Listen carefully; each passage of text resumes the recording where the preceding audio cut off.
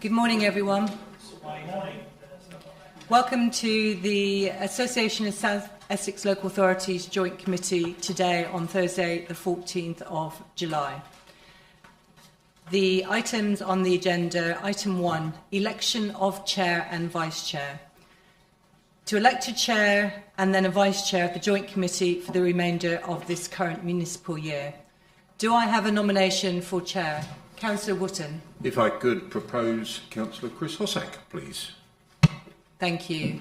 Is there any other nominations? Is the nomination of Councillor Hossack as chair of the Joint Committee for this year agreed? Thank you. Councillor Hossack, I'll hand over the meeting to you. Thank you.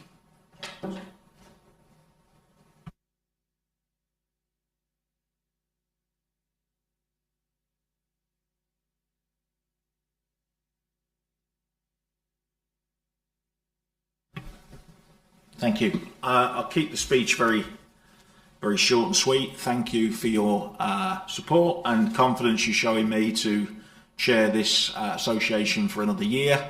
I think it's a very important association. I think we have some great programmes that are designed to drive forward South Essex as a place in a whole different range of things. And I take it as an honour and a big responsibility to chair it. So thank you. That's the speech over. The next item is we need to appoint a vice chair in the event that I can't be around. Somebody else needs to coordinate matters. And I would like to propose Councillor Simon Wootton for that role for the coming year. Are people supportive of that? Could I have maybe an indication by a show of hands? Thank you. That seems to be agreed. So Simon, if you'd be so kind as to join me as vice chair for the coming year, and if you could also give a long speech, would be appreciated. No, that's okay. Right, apologies for absence. I haven't received any. I'm not aware of any, but I think I'm noting that Essex aren't in the room. Am I right in saying that? Chair, you do have apologies from Councillor Bentley from Essex County Council this evening. This morning, and a couple of apologies from officers Gavin Jones from Essex County Council, Mark Doran from Essex County Council. Pete Bates, the Deputy Section 151 Officer from Southend-on-Sea, and Perry Gladding, the co-op member from Opportunity South Essex. Okay, all right, I understand. Okay, thank you. So those apologies are noted. Declarations of interest on any of the items. You know the rules. If there are any interests, declare them as we go into an item. If it's pecuniary, I guess you wouldn't form part of the discussion, the debate. But we all know the rules around that. Minutes of the previous meeting, item 4, pages 1 to 8, in the pack you've got from when we met in February last as a joint committee. Are members of the association happy that that we agree those as a correct record of what was discussed back in February? Is that agreed?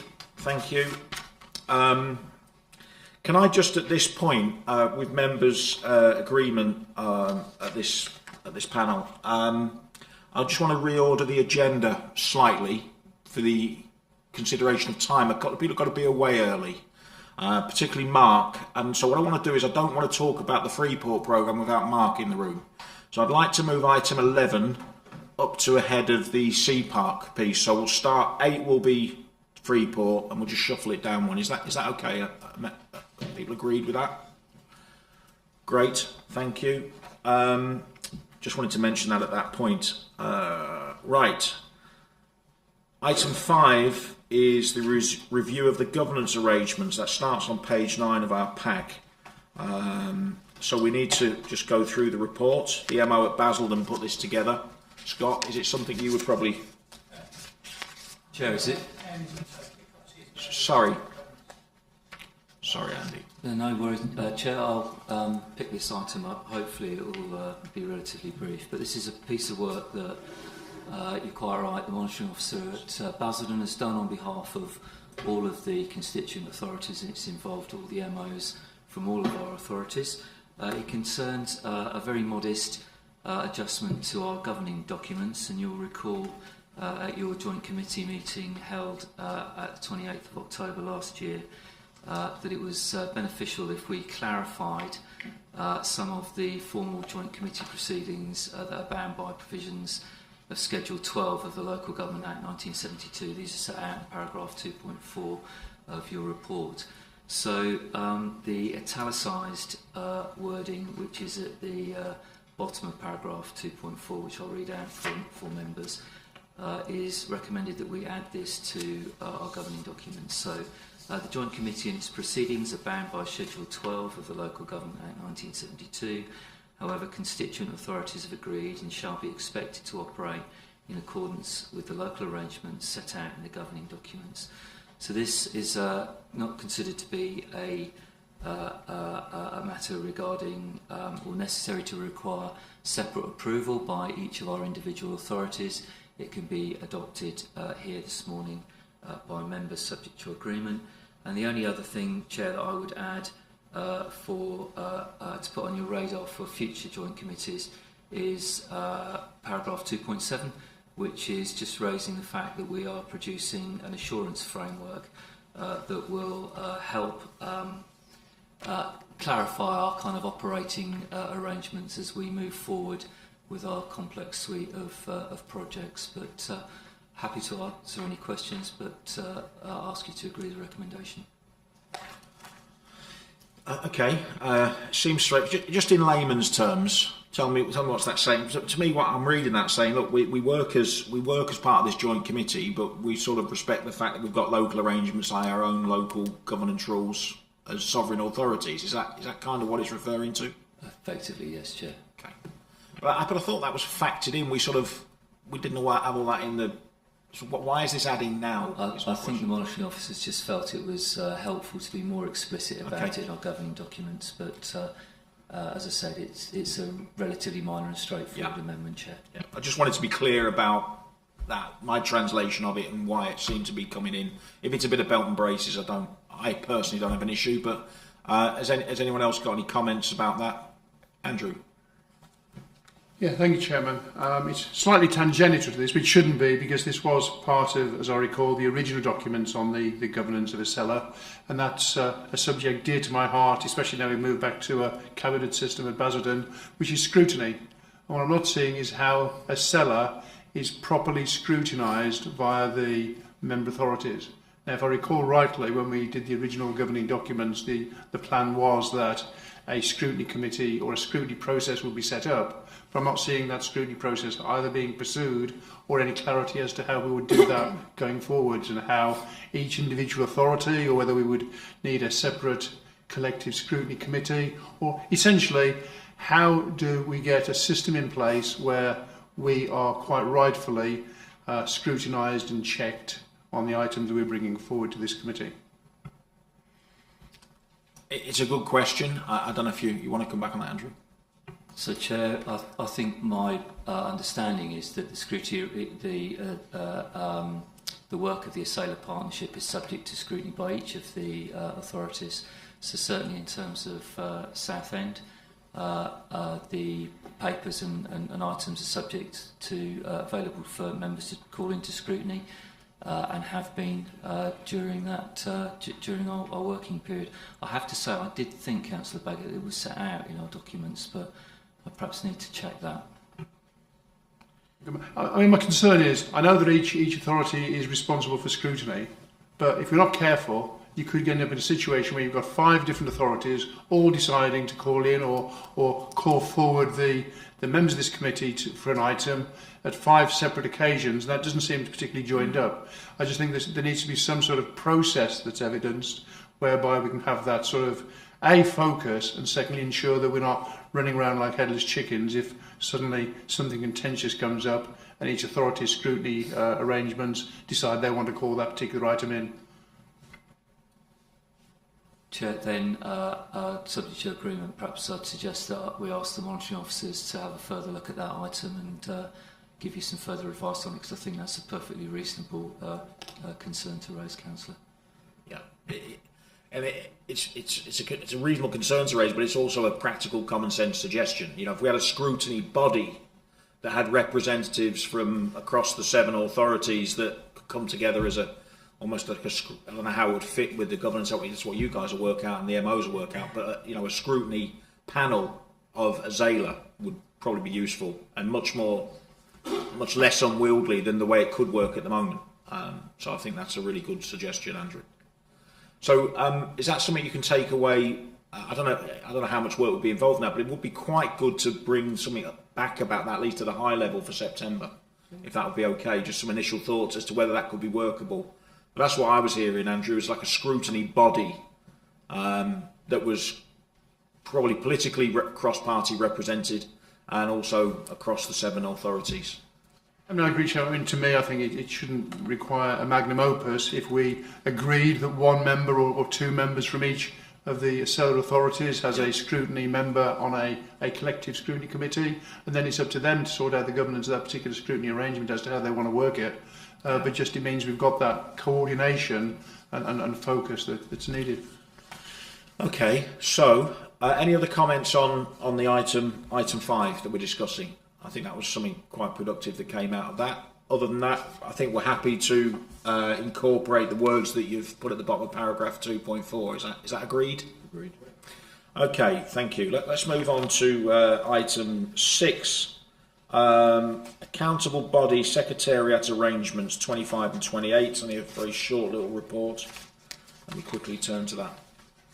As yourself again, Chair, happy to take this one for you. You are popular today. So again, this is a report that just sets out some proposed changes to the accountable body arrangements and also the Secretariat arrangements. So you'll see in the substantive part of the report that given the expanding nature of the ASELA work programme, it's being suggested that, or recommended to you, that Southend Council takes on the accountable body status for our programmes. It takes over that from our colleagues at Castle Point, and then similarly to share the work that partners are doing, there's a proposal that colleagues at Thurrock take over the secretarial function that has been currently undertaken by Southend, and that is just to reflect the scale of the work that is involved, sharing out that work amongst partners, and hopefully enabling us to move on smoothly with our future work. That's all the paper is looking to do, and it's asking for your agreement to that. Okay. Can you sort of, I'm not seeing it jumping off the page, but just outline, I kind of get it, but what are we seeing by restructuring in that way would be the key benefits, really? Is it about capacity and resource increase? I think, Chair, it's really to do with the size and the scale of the programmes now and what they will become in the future, but also the capacity issues that colleagues at Castle Point have at the moment, and they've been doing a sterling job, but there are other challenges that they need to focus on at the moment, and we have a much larger accountancy team, so we felt that we would make that offer and step in and cover the accountable body for the foreseeable future. Thank you. It seems sensible. I'm sure you at Castle Point are more than happy to do that. Okay, any other comments on that? Otherwise, the recommendations are as you see in 1.1 and 1.2, unless anyone's got any... Sorry, Andy. I just wanted to say, Chair, that I would like to thank colleagues at Castle Point for the work that they've done over the last few years, Lance particularly. I know he's done the accounts, but also I'd like to thank my own secretarial team, Steve over in the corner there, plus our committee services, and thank them for the work that they've done. So, you picked me to it, and absolutely as we transition to the new arrangement, then absolutely to recognise what's been done before at Castle Point and roles that Steve, etc. played. So you're absolutely right to raise that. Okay, so if there's no more comments on that, then we'll sort of formally change how we resource it in the way that you've outlined in this report. Is that okay? Is that agreed? Agreed. Thank you. So that was item 6. Item 7, a finance report, 29 to 32. Thank you, Chair. Lance is with us. Yes, you are. Hi, Lance. I see you there to one side. So the purpose of this report is to give an update on where we ended the last financial year, 21-22, and just to present the latest forecast position for 22-23. To take those in turn, the 21-22 position, as you can see within the report, Table 1, we ended with an in-year deficit of 251,000. When we take into account the surplus that we brought forward from previous years, the bottom line for the partnership for the year is a deficit of 174,000. It sounds quite, it's not good news. The cause of this has been ongoing discussions with Homes England around £240,000 worth of funding, which we are still expecting. Conversations are still ongoing. There's firm commitments from Homes England to provide that funding. We're just currently working through the mechanisms and the legalities, and it's all with their legal teams, so we can actually get that funding into the ASELA accounts.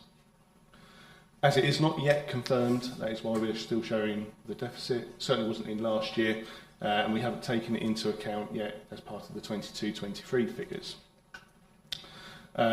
So that then sort of segues nicely onto the 22-23 position.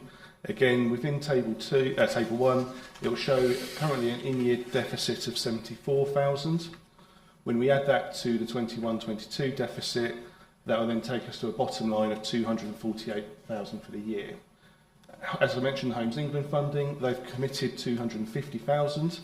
On the assumption that that comes in, the deficit will be eradicated. As I say, we're just working through the legalities and the mechanisms for that funding with Homes England. And the expectation is by the time we're next step in this room at the next committee, the funding will be received and will be shown in its position. Essentially, if that is not the case, and as mentioned in the recommendation, there'll be a plan as to how we'll recover that deficit brought to the next committee. And that concludes the report. Okay, Lance, thank you for that. It's quite clear about what you've said. Who's leading on the conversation with Homes England? What's the absolute latest tone of the conversation that was had? If I can come in, Chair, and thank you. I've had conversations with Homes England. It's really now down to the mechanism. They've agreed the funding. There's been a challenge with DLUC and Homes England of how they can grant fund. They've changed that. They've had ministerial changes allowed. There's lots of ministerial changes, but there were ministerial changes around policy and procedure around that funding, and they've agreed that. And I've had it in writing to it. It was down to their settlement situation. Now it's the mechanism how they can give the funding to us. We've got down to the point now. It's about whether they give it in a lump sum or 2 or 3 payments. So I hope to think we can solve that in the next few weeks, hopefully. So. Yeah, thank you. It sounds like something that could be resolved in 3 minutes. I mean, you pay us in one lump sum, or give us 3 bits of money. I mean, what's so difficult about that? What on earth is so difficult about that? I don't disagree, Chair. It's been quite a challenging conversation, understanding how central government and local government work in financing each other. So, but yeah, we've highlighted those points quite regularly. So okay, I'll come to you, Andrew, in a second. But the flavour of the conversations that you're at the forefront of, you're still confident. It's just about a mechanism of when we get three batches of cash or a lump sum. It's happening. It is happening. Very confident. It's in writing. The rent solicitor just hasn't gone into the bank, and the legality is now we're finalising the contract that they need to have with that. So it's just really mechanism and process. So okay, all right. So hopefully, when we're together in September, are we confident that we will be looking at a different sort of balance sheet by then? Do we think? Obviously, it's in the department and Homes England's hands, but we've obviously pushed them regularly, having weekly conversations with them. Okay. So I'm confident. It'll be down to the mechanism of the money coming forward. But the commitment of the 250,000 is there in writing, and it's just now the mechanism of getting into our bank accounts.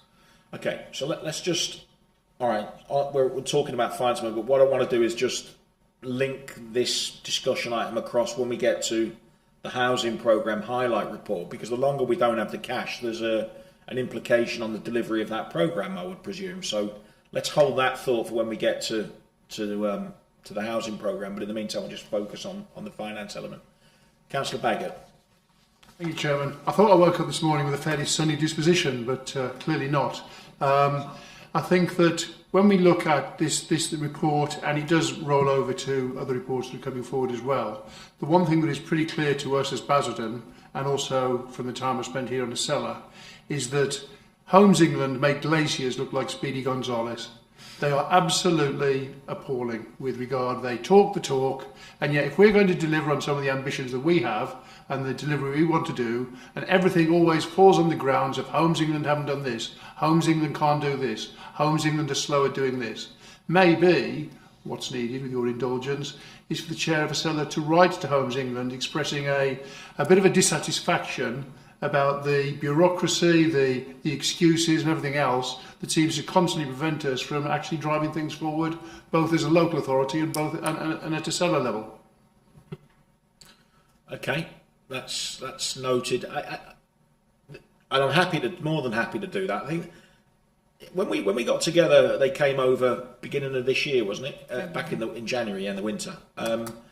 With their chairman and their chief executive, it was a really good commitment. We had a good day. We showed them around. We felt upbeat. We signed on the dotted line for the partnership, and it all felt really good. And I'm sure it is potentially good. I'm sure Peter and I've forgotten the other chap's name, but their attitude to it hasn't changed. But this is just not the best start, is it, to a partnership? Let's just iron out what should be simple, literal transactions and move forward. So I think that's the point I've made. We're really hopeful about the partnership. But come on, guys, let's make the first step a positive one, not a drawn out, painful one, which is what it seems to be. So I'll certainly, I think we'll do that. I'll talk to Lynn about how we arrange that afterwards, but I think that needs to happen. But I need to set the tone of that letter right, because it's still a new partnership. We are really wanting to progress delivery of housing, which is their raison d'etre in South Essex. We want to do that. Just help us, and this is not helping. Councillor Cockshaw.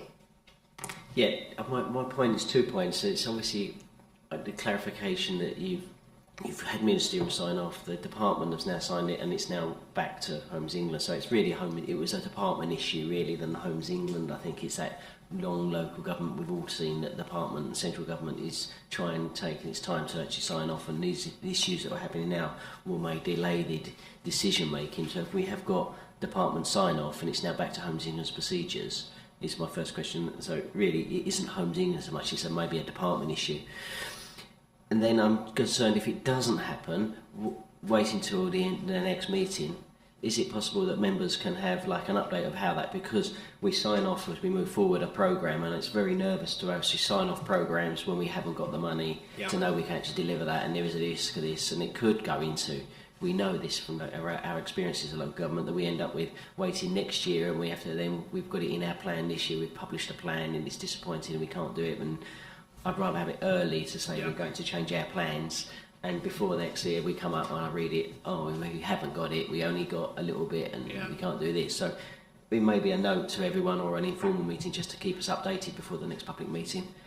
But the second point is, it's definitely got department sign off, and we're waiting for Homes England clarifies that we're confident it could happen. Homes England wants it to, but I just want that clarification. Are you able to clarify that, Jonathan? Yeah, happy to clarify both those points. It's got department sign off.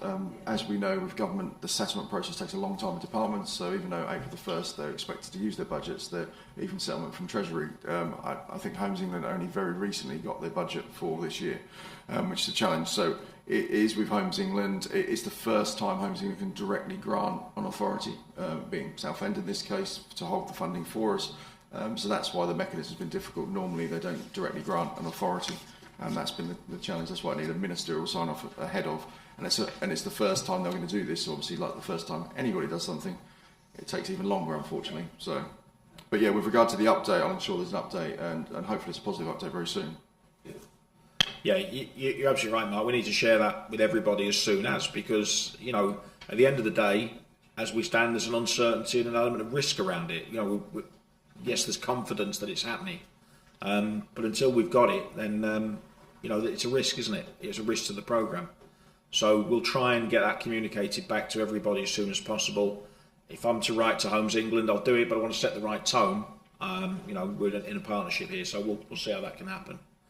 And maybe something out of so the elements of that letter might be sort of things that we highlight when we look at the programme highlight report for housing in a second, where we might identify some of the problems that delay of getting the funding could bring to us. Okay, any other comments on the finance report? No? So given the previous item, Lance, is that the last time you present the finance report to us, is that right? That's correct, Chair, thank you. So So what could happen, Lance, is your last presentation of finance report showed a deficit, and the lucky soul from Southend comes in with some good news. Just helping my colleagues at Southend. We'll give all the credit to you, mate. Don't worry. Who's going to lead on that from Southend next time? We've got a particular officer that would do that. You do. There's two colleagues, Pete Bates, who's our Director of Capital Finance, and a colleague in the accountancy team called Liz Helm. But they'll both, one or other, will be ASELA committees to present the financial information to members. Okay. So okay, thanks for that. So there's nothing further to add. Lance, thank you for your efforts in doing this and presenting back to us over the period of time you've been involved. We're just noting this report, aren't we? There's nothing to... So there's a few outcomes that come from that on the discussion. So let me move on to agenda item 8. Sorry. Yeah, Lance, if you feel free to leave and do what you need to do next. I'm sure there's plenty of stuff to do. Right. Item 8 is we get to the point where I wanted to sort of reorder things a little bit. So if we can move forward to the Freeport programme, which is 45 to 48 in the agenda pack. Let's just do that. Right, so we've got the report, which is your report, Lynn. Yes. But let me just, if I can just start with a couple of comments and we'll get into the detail of the report. I had a chat with leaders and a bit more detailed chat with Mark, that's why we're kind of a bit late in the room. If we look at the Freeport programme, Mark was sharing with us just beforehand the amount of dialogue that's taking place between Thurrock, the Freeport, and Mark will, I'm sure, will share it all in a second. But there's no question that primarily it's a Thurrock baby, and it's something that Thurrock are leading on and putting a lot of the effort into. The Freeport is of interest to South Essex because of its economic contribution. But the more I hear what Thurrock are doing with it and the level of involvement you've got with the Freeport, I don't see it as an ASELA programme. It almost takes something away from the amount of effort that Thurrock are putting into it. It's a component part of the economic strategy for South Essex. So my thinking and my proposal is, and we'll see where we go with this and take it away, is I don't want to see the Freeport in itself as a ASELA programme. I'd rather it was a key component part of an economic programme. Okay? So because we don't actually have, everything we do, all the programmes kind of linked to economic growth, whether it's skills or whatever else we're talking about. But we don't see a key programme which is economic growth as such. We've got things that feed into it, Freeport, Setu, etc., etc. So that's my starting position. I think that might be a sensible way forward. Probably would come to Mark and Lynn, it's your report, but I definitely want to hear from both of you because you're Thurrock. But have I sort of set that up correctly, Mark? What are your thoughts? Yeah, I think that you're quite right, and I'm new here, so I left it as when I was first year here, but there is an economic development issue here that's missing off our programmes, and Freeport delivers tens of thousands of jobs for the South Essex economy, and we have to deal with two London partners, authorities as well, and it becomes how we bring them two partners of them authorities in, and there's conversations about that, and it needs to happen, I think, at this level to make sure that ASELA and our other local authority partners are fully aware on where we move forward. And I think all that's new. We've just discussed Homes England, innovative way. The Freeport is very innovative. It's new to the government departments as well, and we've got to get used to that. There's some planning issues, there's governance issues, there's treasury issues. It's a huge change of how we do business, local authority, and what the local authority looks like. But I do think ASELA is an intrinsic part of our economic development in the South Essex. It's an intrinsic part of our homes, our economic jobs growth, and how that, because the local authorities sitting around this table will be part of a Freeport and part of a port. Thurrock can't consume that amount of jobs growth without using its colleagues in the South Essex authorities. And that is a part, but I think I don't want to take this conversation, it feels really bad when I'm with Thurrock and we talk about Thurrock as one item and it forgets about our other partners. I was discussing with there is partners of big businesses across the South East corridor, and we discuss the importance of technical right the way through, and I think we had a conversation about this at OSC. and how there's these hubs, and important, Thurrock is a logistic hub. I think there's a science and there's a real high engineering design of in the aerospace industry and the higher engineering in Basildon, and there's a health aspects around and at the airport and around that in the Rochford and South End area. So if we can move and look at how we can encourage these areas of innovation around our South Essex, I think that I don't know how to put that more in a more logistic way and actually make it a good reason, but not just a generic name of growth. But there is an economic need, and I think this ASELA can be that. And as we work to make this ASELA an economic area, would be a great way, and that would be a starting point to make. And the Freeport will be sitting underneath that, but there is other issues, and we'll make sure we have our partners around it. I'm sorry to intervene before we actually report, Lynn. Well, Lynn, it's your report anyway. We'll get into the Freeport per se. But I think Mark makes a good point there. The whole premise of the way I've started this item is, it negates the other ASELA partners that are in the room. The amount of economic activity and the contribution that Basildon, for instance, makes. We're always just focused on the Freeport because it's absolutely key. But without actually doing the maths, it's a percentage of the economic contribution to South Essex. It will be, but it's I don't know what it might be. It might be 5%, it might be 10%. But what about the other 95%? And so I think we definitely need to look at it. And what we'd love to have is the updates on the progress that Thurrock are making with the Freeport. We don't want to negate that, but we need to look at it across the whole of South Essex region as to actually what's happening in Southend, what's happening in Basildon, and what's happening elsewhere. So. And I think that point about an economic area, this often talk about functional economic areas, maybe that's something we need to grapple from the outset. If we have the economy as a key one of the 5 programmes for ASELA, how do we pull together and get ourselves identified and recognised as an FEA? So that's absolutely key, Mark. Sorry, Lynn, it's your paper and you kind of waffled a little bit, but let me hand to you. Thank you, Clara, and I echo Councillor Cockshaw's really helpful comments. You won't be surprised that Chief Execs have been meeting fairly regularly to review the work that you've set us in terms of key policies. It's been interesting to hear some of the debate today, Chair. And I think that point about we've been in operation a while, but we've got very specific programmes, but perhaps we need to look at the economic corridor more broadly and how that all joins together to have the better and greater outcome for our residents and businesses. And that's part of the conversation we've been having as Chief Execs. So I think that's something we'll be bringing back in your joint committee meeting in September, Chair, and we'll take that helpful feedback from Councillor Cockshaw. Just turning to the substantive report then, just to update ASELA, you'll be aware that the final business case has been submitted some time ago to government. We're waiting for final clarification. There are still ongoing conversations around some of the content, which is not unusual with a document and a proposition, which is as significant as it is in terms of creating over 21,000 new jobs and 5.1 billion towards GVA. That process is iterative, and members in the room will be very aware that there's quite a lot of activity in government at this moment in time. So it's probably fair to say the sign-off of the FPC isn't quite at the top of the priority list at this moment in time. Nonetheless, there's ongoing positive conversations with DLUC. Those meetings are still happening, and we're working through the detail. So, Chair, through you, I'm happy to take that away, pick up Councillor Cockshaw's really helpful comments, and we'll field those back into the Chief Exec's Forum and revert back in September at your next meeting. So happy to take any questions. Thank you. Simon, yeah, please. Chair, not directly linked to the Freeport. I totally support the comments of Councillor Coxall.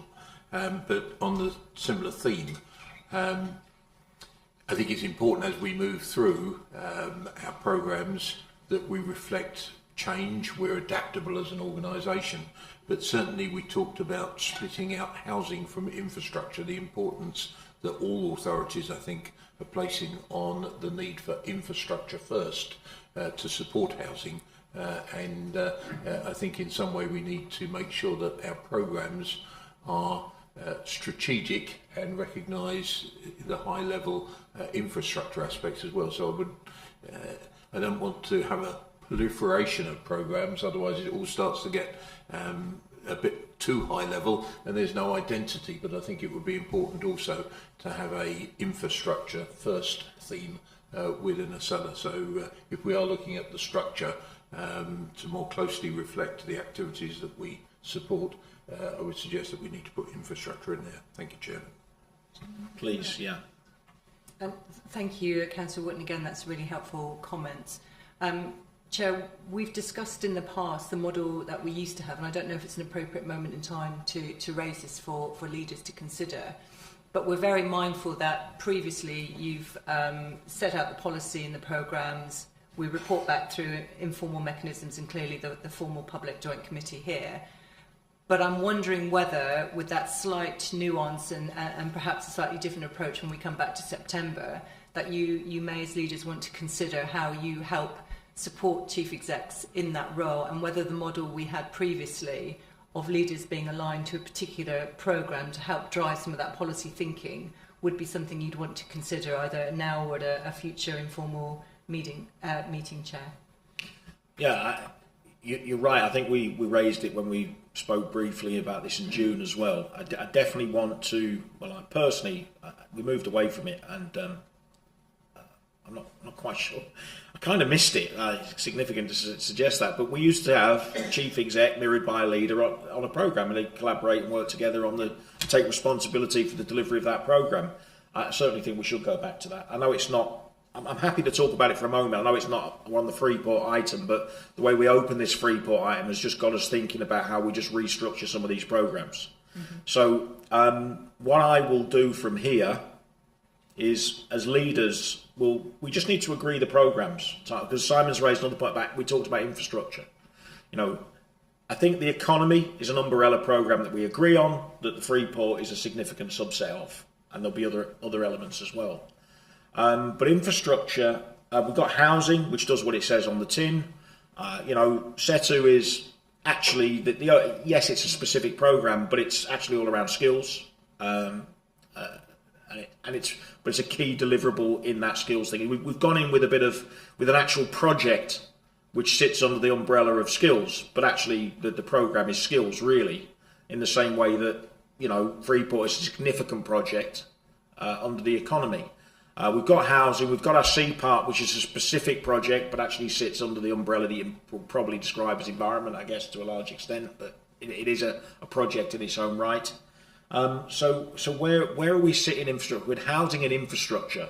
And, what infrastructure are we talking about? So I think we had the discussion where if you're building I'll keep it really simple, if you're building a new housing estate, I want a school and I want a doctor's surgery.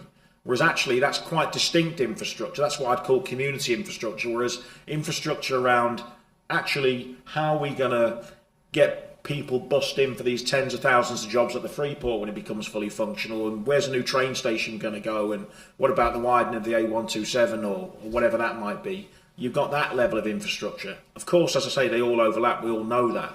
But I just wonder if a transport and economy programme, I'm just thinking out loud here, because if we want to try and allocate leaders to programmes, I don't want to have loads of programmes, but I do want the programmes to be meaningful at the same time and not have too many component parts within them. So do we come up with an infrastructure programme as distinct from an economy programme, as distinct from a housing programme, from a skills programme? What do we do? But I do feel like transport and infrastructure is missing a little bit. Sure. I'll go to Lynn and I'll come to you, Mark, and I'll go to Scott. Is that okay?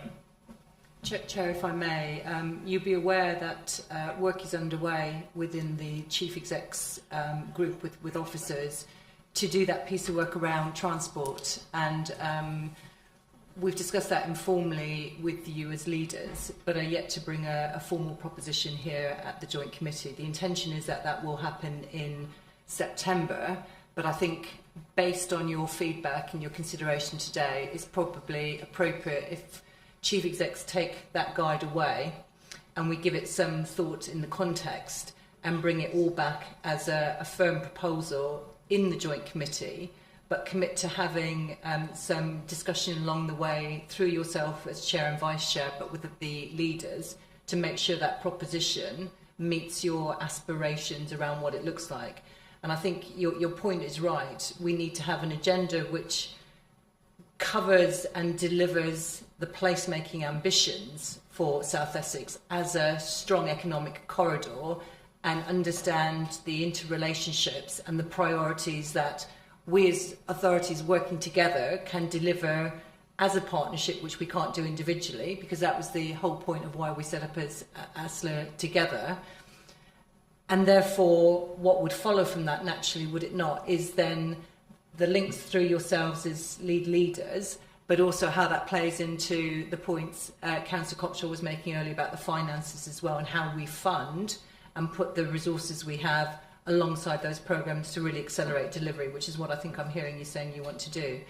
And we've always agreed from ASELA's perspective that this is about adding value across South Essex beyond the lines on a map to residents and businesses, rather than trying to do it individually 7 times as ourselves. So I think that would be a helpful steer if leaders were so minded to agree it. We would take that away and reintroduce that to you at your September meeting.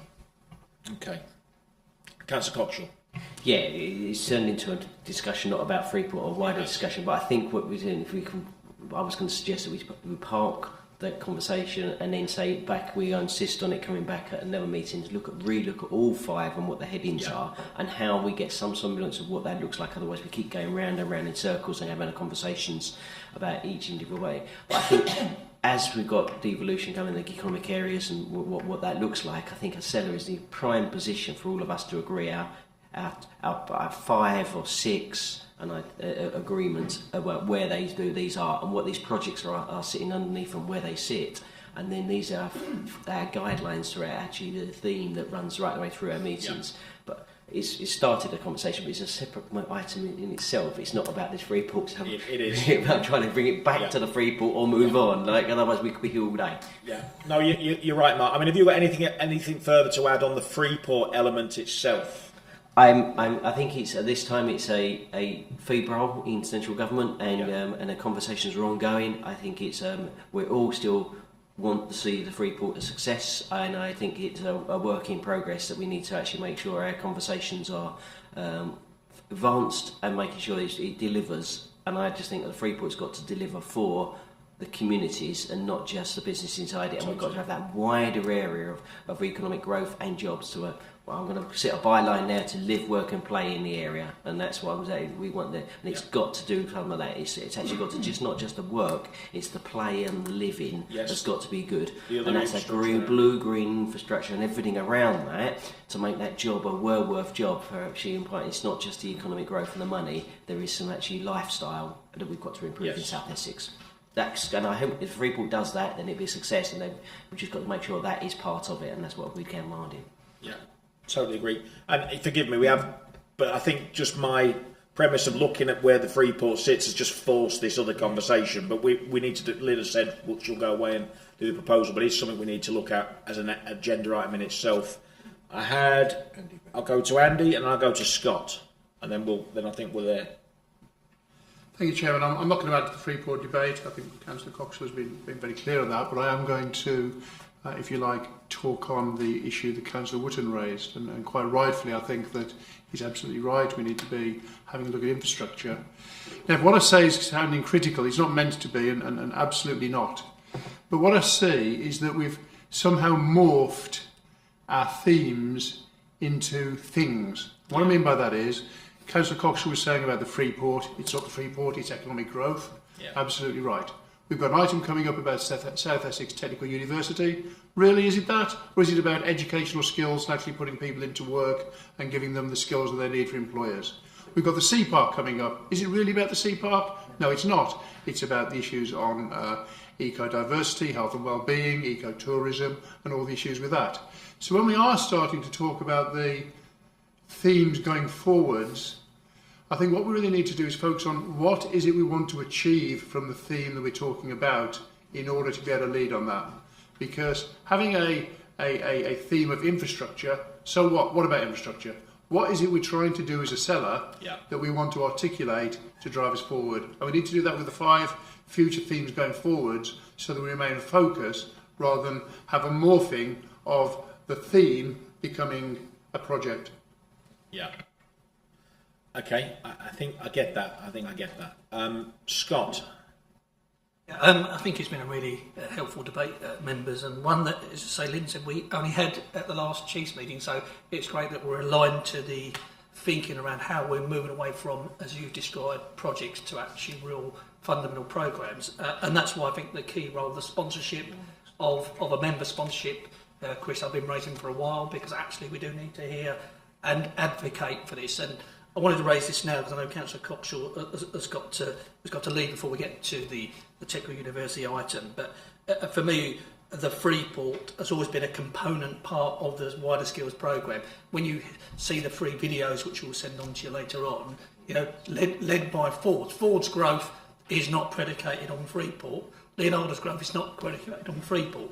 But there will be opportunities, and Teva Motors, as an example, have come into the programme, who, as far as I'm aware, are not part of Freeport. Not yet. But the reality is, there is one component part we need, and we are working to the Freeport or to their skills programme. And the reason I say that is, hopefully by October, if members approve, the programme of the Technical University, as they're described, moves on to the wider skills board programme. This was almost setting the ambition for the area and actually dealing with an immediate need, and pump priming. Those big businesses are pump priming the rest of the skills programme for the other smaller SMEs, of which we know we've got significant amounts. So for me, I think it's a really good suggestion that Freeport, it's important we have updates from it, but it's not an intrinsic part of ASELA. And I agree completely around the wide economic growth, because there's lots of it outside of Freeport, which is where that skills programme is picking it up as well. Thank you, Scott. Simon. Thank you, Chairman. Yes, I think this is an evolutionary thing for ASELA, because in my early days of involvement, what I was very keen to see was a clear understanding of what it is that ASELA is trying to achieve in terms of outcomes. But I think we're now at a stage where we see so many opportunities and outcomes across South Essex that we can actually put them under more generic headings. But the only thing that concerns me is, in putting it under generic headings, we do not lose the importance of those component parts. And it is those component parts that Scott just mentioned, that I think are so important, because these are the things that ASELA is achieving. Actually, the generic headings, the things that can be dreamt up, they're headings that we're used to working with in our authorities all the time about economic development, but it is keeping sight of the component parts and what we're actually doing in those component parts. So I wouldn't want to lose sight of that. Thank you, Chairman. Thank you. And we won't. I'm going to wrap this up, but this, Scott said, this has been a good discussion, but let's not feel bad about something here. It's just gelling as we're talking. What we've done as a partnership here, as an association, as a joint committee, what we're actually guilty of is just getting stuff done and focused on deliverables, like the Freeport, like the Technical University. So we've become, as you say, Andy, about doing things, getting stuff done.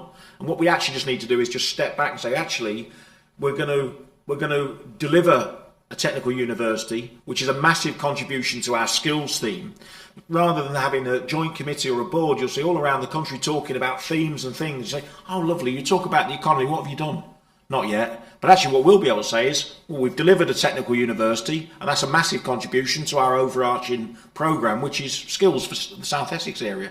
So we're guilty of getting stuff done, and what we just need to do is step back now, and Simon said it's an evolutionary thing. Let's just put them in under the right headings. I think that's what we're talking about. So we'll see that proposal.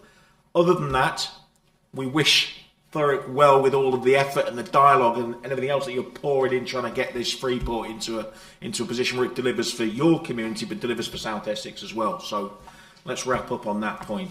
Okay, thank you. Let's go on to the next agenda item, which we'll go back to the South Essex Estuary Parks. That was pages 33, item 8. Right, okay. Is Sharon with us? No, I'm going to cover that. Okay. Sorry. Thank you. Thank you. So the report in front of you gives an update on where we are in delivering the Sea Park, and it sets out and reminds leaders in the Joint Committee of the overall programme summary, which you'll be very familiar with, and linking into Councillor Bagot's earlier very well made point about what some of the content is around this. It isn't just about creating a park, it's about all the sub-points which contribute to that live, work and play point that Councillor Cockshaw has made. The summary part of the programme shows where we are in specific areas, so work ongoing in each of the 5 landscape spaces is under development, and that's being costed and will come back here at a future joint committee. Work is progressing well on the summary strategic framework, Chair, and actually as a point in time that conversation just now has been really helpful, because that will help us frame the overall strategy in the context of the framework, which again will come back to your meeting in September.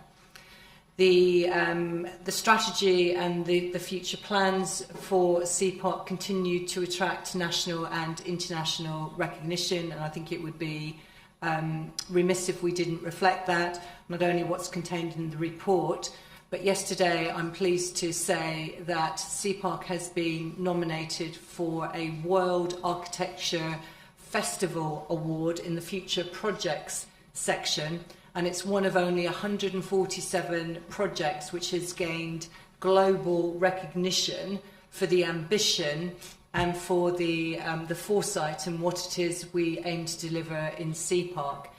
And if that isn't impressive enough, out of that 147 programmes, only 20 have been shortlisted as exemplars in that list, and CPOC is one of them.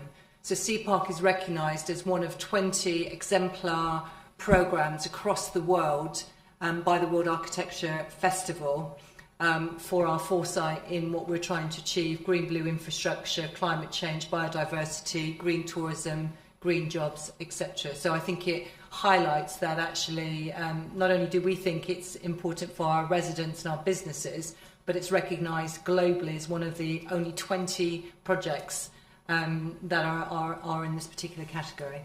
So I'll pause there, and if the team are listening, I think we'd probably want to offer them congratulations for the work so far. We are in delivery. The link to the creative element of that is progressing well, and there will be further details of that work brought back to your next meeting. Thank you. Thank you. That's a really positive update. Is there any comments on that? Councillor Bagot? Thank you, Chair. I'm conscious I'm speaking for Britain here. I think it's a fantastic project. I think everybody should be congratulated on where they've got on it. Just one minor thing. It does say on page 34 that there are no unplanned requests that impact the delivery of the programme. But that's not quite accurate, because to my recollection, members here did raise concerns and issues about how the ongoing maintenance would be funded, the issues around making sure that there was security within the Sea Park structure and how that would be funded and paid for, the costs of running a park and keeping it in the manner in which it will be initially set up. And I've still not seen anything yet which shows how that funding would manifest, or how the costs would be reflected on each individual council, or how that would roll out as a financial resource cost. Thank you. Lynn? Thank you, Councillor Bagot. It's in the report, but I appreciate it's in summary format, so it probably could do with a bit of expansion. So if you look at the first bullet point under the summary of the recent focus, where it talks about a business case for each of the 5 landscape spaces in development, that's exactly where that particular well-made point leaders made previously is being picked up, and will show the impact or otherwise of any ongoing revenue resources for any of the individual sovereign boroughs in terms of those 5 landscape areas and the plan. So it's very much contained within that there, and that detail will come forward. Absolutely. Thank you. My bad. Okay, well, it's good to raise it again. It is a, there's no denying that the concept is clearly fantastic to the extent that it's getting the recognition that it is. And you said we've been shortlisted there, Lynn. When do we know? When's the outcome of that? When do we find out we've won it? I was so excited about the news yesterday, I didn't pay enough attention to when the actual award is. Adrian, I don't know if you are aware of when that is. The World Architecture Festival is at the end of November, beginning of December. Okay. So there's no doubt that the concept is fantastic. There's no doubt that it's getting recognition because of the diverse landscapes in South Essex that we've got, from woodland to marshland and coastal and all points in between. So I think that's what we've done, is we've looked at our natural assets in the area and decided to join them together by way of this sea park, which I think is a fantastic concept, and we're showing that we're trying to capitalise on those for the benefit of the broad community. But it is about, and that's why Andrew's right to it, it's just about the delivery of that. I love winning awards in any form about concepts, but we need to be award winning in delivery and making it become a reality, which is what we've just got to always keep focused on. But in the meantime, as we go on this journey through concept through to delivery, it's nice to be recognised at where we're at. I think it's fantastic, and as you say, Lynn, the team are to be absolutely congratulated, and the partners that we've been working with on pulling this together. So that's good. Is there anything else anyone wants to add on the Sea Park programme update? No? Simon, sorry. Thank you, Chairman. Look, this is what we're here for. We're here to actually support residents and businesses, certainly in South Essex, as South Essex authorities, to make quality of life and make this the best place there is in the UK. There's nothing wrong with actually being ambitious. I'm just blown away by what Lynn has just told us, but what concerns me is that said in this room, but it actually needs to be supported with a massive media campaign, because we've got to get this message out there that this is what is making the lives of our residents better to live in this area. So I do hope that it will be supported with a massive media campaign to really sell South Essex for what it really is. And I think it's absolutely great news, and makes coming here and being part of ASELA something to be very proud of. Thank you. Thank you. The only other thing I'd add, we don't want to lose track of things. It's going back to this umbrella approach again, where there are, when we talk about the economy, I'm casting my mind's eye forward. When we talk about the economy as a programme with a lead chief and a lead leader on it, and within that we'll discuss the progress of the Freeport, etc., etc. We also need to be mindful with this Sea Park programme. I'm just conscious that was it last week or the week before, literally the whole farm piece that's linked to the Lower Thames crossing, which is the woodland element of our Sea Park landscape that we're trying to join together here. There's quite a detailed conversation going on there with the Thames Chase Partnership, Forestry England, etc., etc. And they're making progress in that, which is part of the contribution ultimately to the overall Sea Park piece. So we do need to make sure we don't lose track as the Sea Park spans the whole of South Essex and progress that's being made in other areas. Agreed. So probably, I might not be aware of conversations that are being had, maybe in Southend about, or down on Lee or whatever it might be, about the coastal trail. I don't know. So I know we join it together, but there are still other things happening that can be absorbed into that Sea Park programme, and Whole Farm and the LTC piece, the Thames Chase, is one of those. So maybe I need to think we get an update on that and bring it back to members here, because what you'll find, because it's such a big region, and we're talking about the progress of a geographic park, some of the things will probably move forward quicker than others, but what you do is you chalk them up as delivery of the overall programme. Lynn, please. Yeah. Thank you, Chair.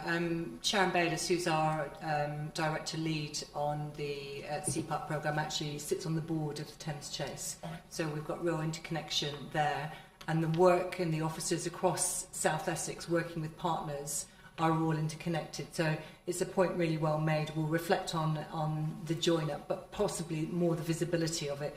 There's a lot of work going on in conversations with the Lower Thames crossing, as you'd be aware. There's many of us working on the issue of the national grid and the impact potentially across all our landscapes in that regard. So there is, again, that piece about how do we work together collectively to not only protect and enhance and deliver the ambitions of Sea Park, but to protect it as well from some of the challenges outside. So I think that point is very well made. Thank you. Okay. If there's nothing further to add, I'm not seeing that there is on the Sea Park, I would like to move on to item 9, but I thank that everyone for these update reports as we go through. So item 9 is our digital programme. Actually, again, if I look at this, it's interesting thinking about this in a different light. This is another thing, Andrew, that we've done. You know, it's a positive thing, but actually put it in a box and it's digital infrastructure. Is it infrastructure in itself? But it's a part of infrastructure. But it shows that we've, you know, this is a thing we can be proud of because we've secured money, we've delivered fibre and cable that's connecting communities digitally. But actually, as we think about it, once I was just looking at it, well, when we conclude this programme and that's done, where does it? Do we chalk it up as an achievement? But it sits under a theme, which is what's the next thing we tackle. So let's look at that update report, see where we are. So that's on page 37 in your pack, item 9. So let's just quickly turn to that. Jonathan, are you going to? Yeah, sorry. Yeah, thank you, Chair. And it is a thing, but that thing of 200 kilometres been laid is now, it's happened, which is great. Yeah. Obviously, it was an ambition of what we wanted to do in South Essex. The cable itself isn't the end, and there's lots of other outcomes and outputs that will be provided for that £7 million of investment that has enabled over £100 million worth of inward investment. And one of the things in the report you'll see there's a number of areas that are updates in the highlight report, but one of the things I'd like to do at a future meeting is propose that we bring in at least one or two of the private sector providers to talk about their story and why our programme has helped them provide inward investment into South Essex and accelerate their programme. Because if it wasn't for this 200 million cable, it wouldn't have happened. So I think it'd be really powerful to hear their story because there's some really great stories across all the providers, what they do. We probably only see it when we see the road signs and the roads and traffic lights where the roads have been dug up, but actually the benefit to our communities now and how far we've gone with this fibre. We haven't gone far enough, there's still plenty more to do, there's still not spots and areas that we need to improve, and that's highlighted in the report. But what I also want to do is bring back the journey and show the scale of this opportunity across South Essex and where we have got to, but really recognising there is still more to come. So the programme is highlighted in the report a number of areas.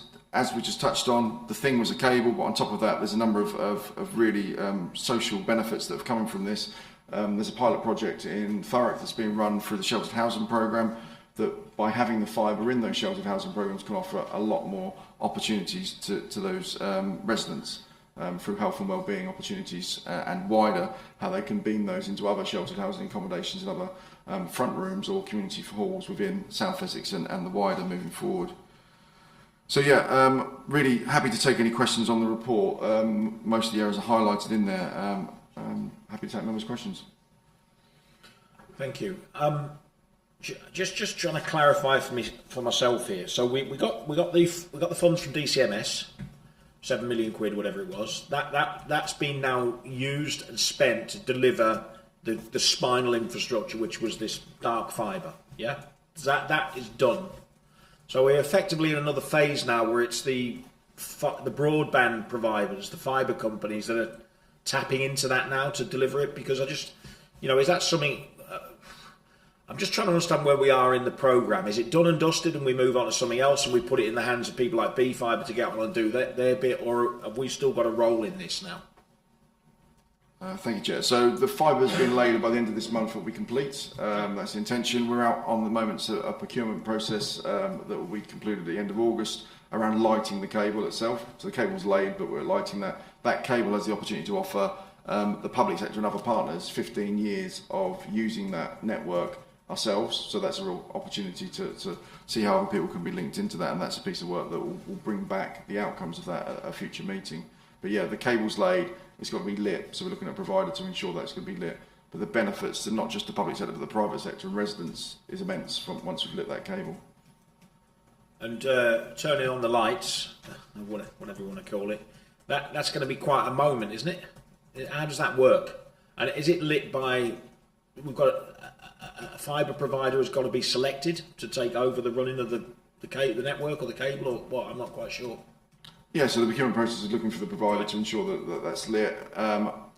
Like anything, previous work that's been done is very difficult to highlight to the public, the real benefits, because laying a cable on itself isn't really the outcome that exciting. as we'll see. But once it's lit, and some of the projects that we're currently piloting, I think there's a real opportunity to communicate that. Yeah, that's exactly what I was thinking, and we'll come to it later. But that will be quite a moment in time in terms of an ASELA deliverable that we need to link into our comms plan. I'm sure Adrian will take us through that a bit later. Okay, any other comments on the fibre piece? No. That's one of the things we're getting done, and in wherever that sits, what we need to think about is, well, great, what's next? Because there'll be a lead chief and a lead leader on that in that area that will be thinking about, we're not going to live on past glories here. We need to move on to the next thing. But that's as we've always known, that would be one of our first wins that we've got, and that's progressing really well. When do we think it will be lit? Is there a date we're aiming to once procurement is finished? Roughly? I think the intention is by the end of this year, so fully lit. But obviously, once we've got procurement, we're going to pass back a timeline to you all. Okay, thank you. Right, Simon, comment on the digital? Yeah, Chairman, did I understand from your report, Jonathan, that there's a high-level figure in terms of the return on investment, that it's the benefits it's giving to businesses in cash terms? Did I hear you give a figure? So the work we've done with providers, we've monitored their investment into South Essex, and looking at it, circa 100 million has been put into the wider network based on our ambition and our project. So they can they've seen our ambition and investment and confidence really to put that into South Essex, and they've followed suit with us, and that's achieved about 100 million investment through big providers such as Virgin, BT Openreach, B Fibre, City Fibre. Those types of partners have invested.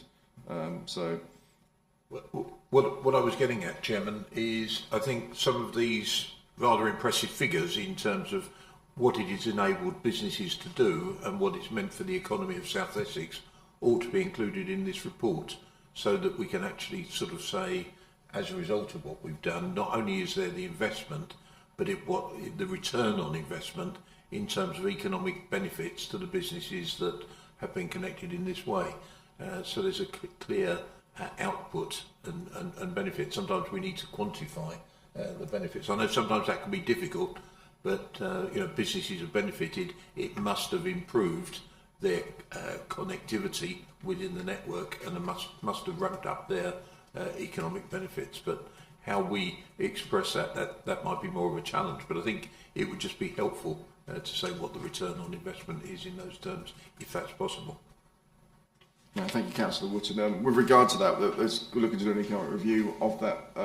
Obviously, it's a moving beast because obviously at the moment there's lots of outcomes that have been achieved, but we're looking to monitor sort of what our investment has helped provide additional investment in South Essex, and what the end goal to those small independent businesses or large businesses in South Essex. Have they moved to South Essex because they've felt there's a better opportunity for infrastructure with digital connection? Have they not? Where could we go further?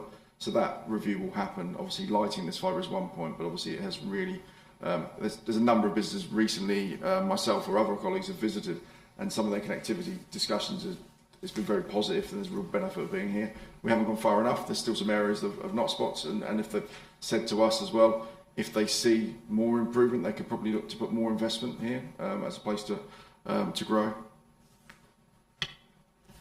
Okay, so thank you for that update. I don't think there's anything further to add, so I'm going to move us on to item 10, which is the housing programme. Jonathan, this is your report. I know we discussed this to an extent in the finance update, and I'm sure that will link into this, because what I want to do is, having understood the financial position, really just try and get all of our heads round, and I notice on the RAG rating that we are highlighting the risks as amber.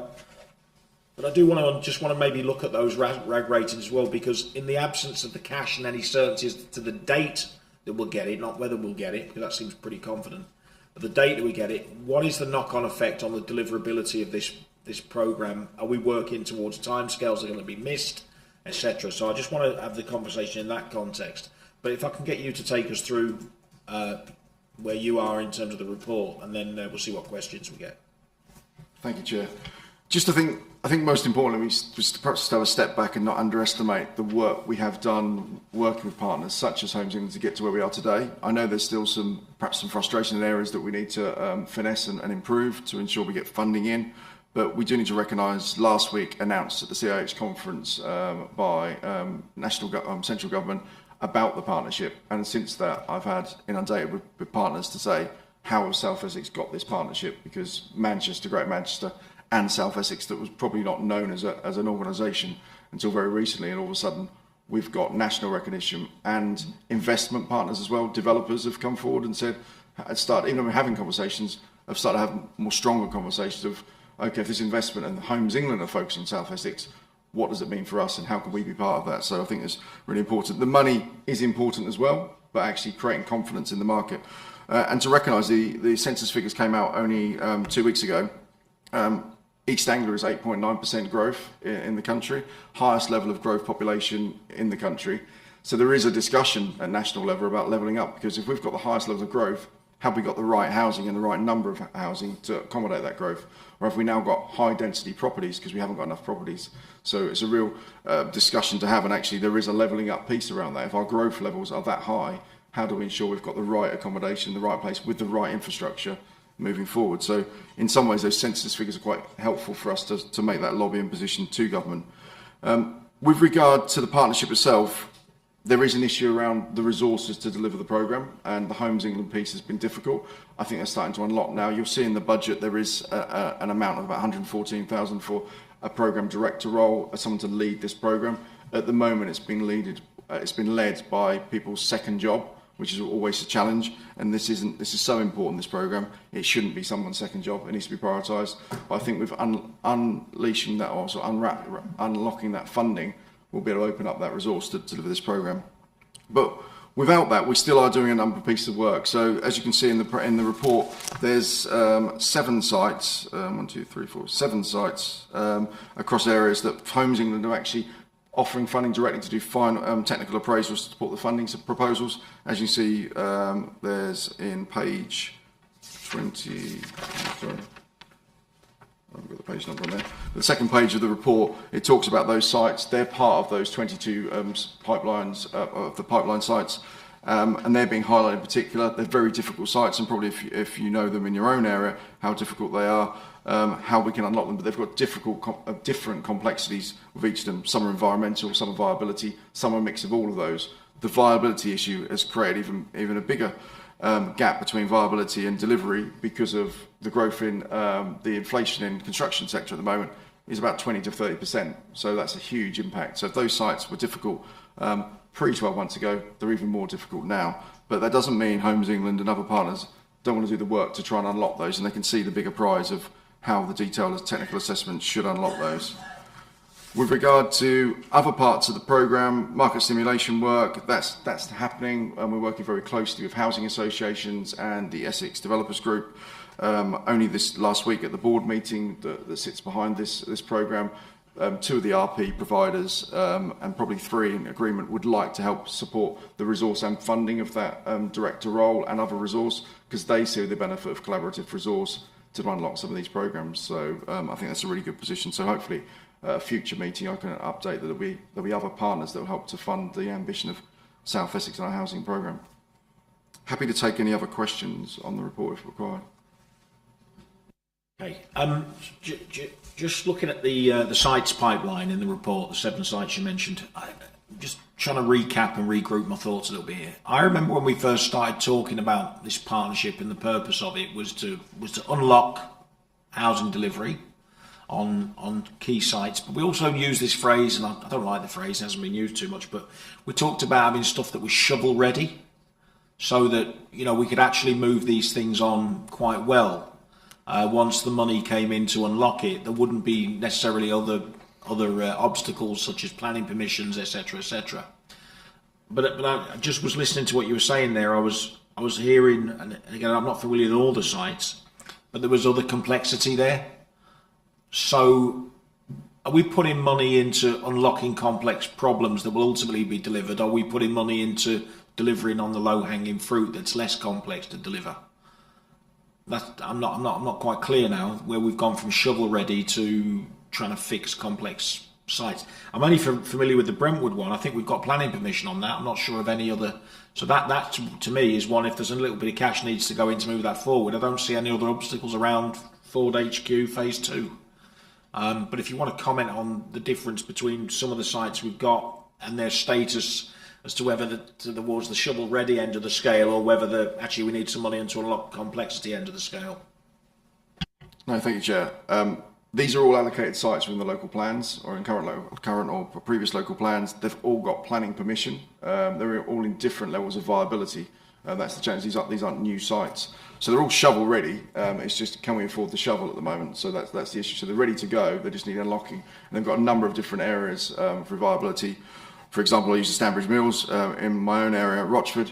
It needs a flood defence of about £3 million so to unlock the site. So it's shovel ready to build the houses, but it hasn't got the flood defence, and that's not going to be a great delivery of 250 or 200 homes without that flood defence. So that's that example. Some of them have got environmental constraints. Some of them have now just got challenges around. They were difficult to be viable previously, and now the construction viability has gone up 20%.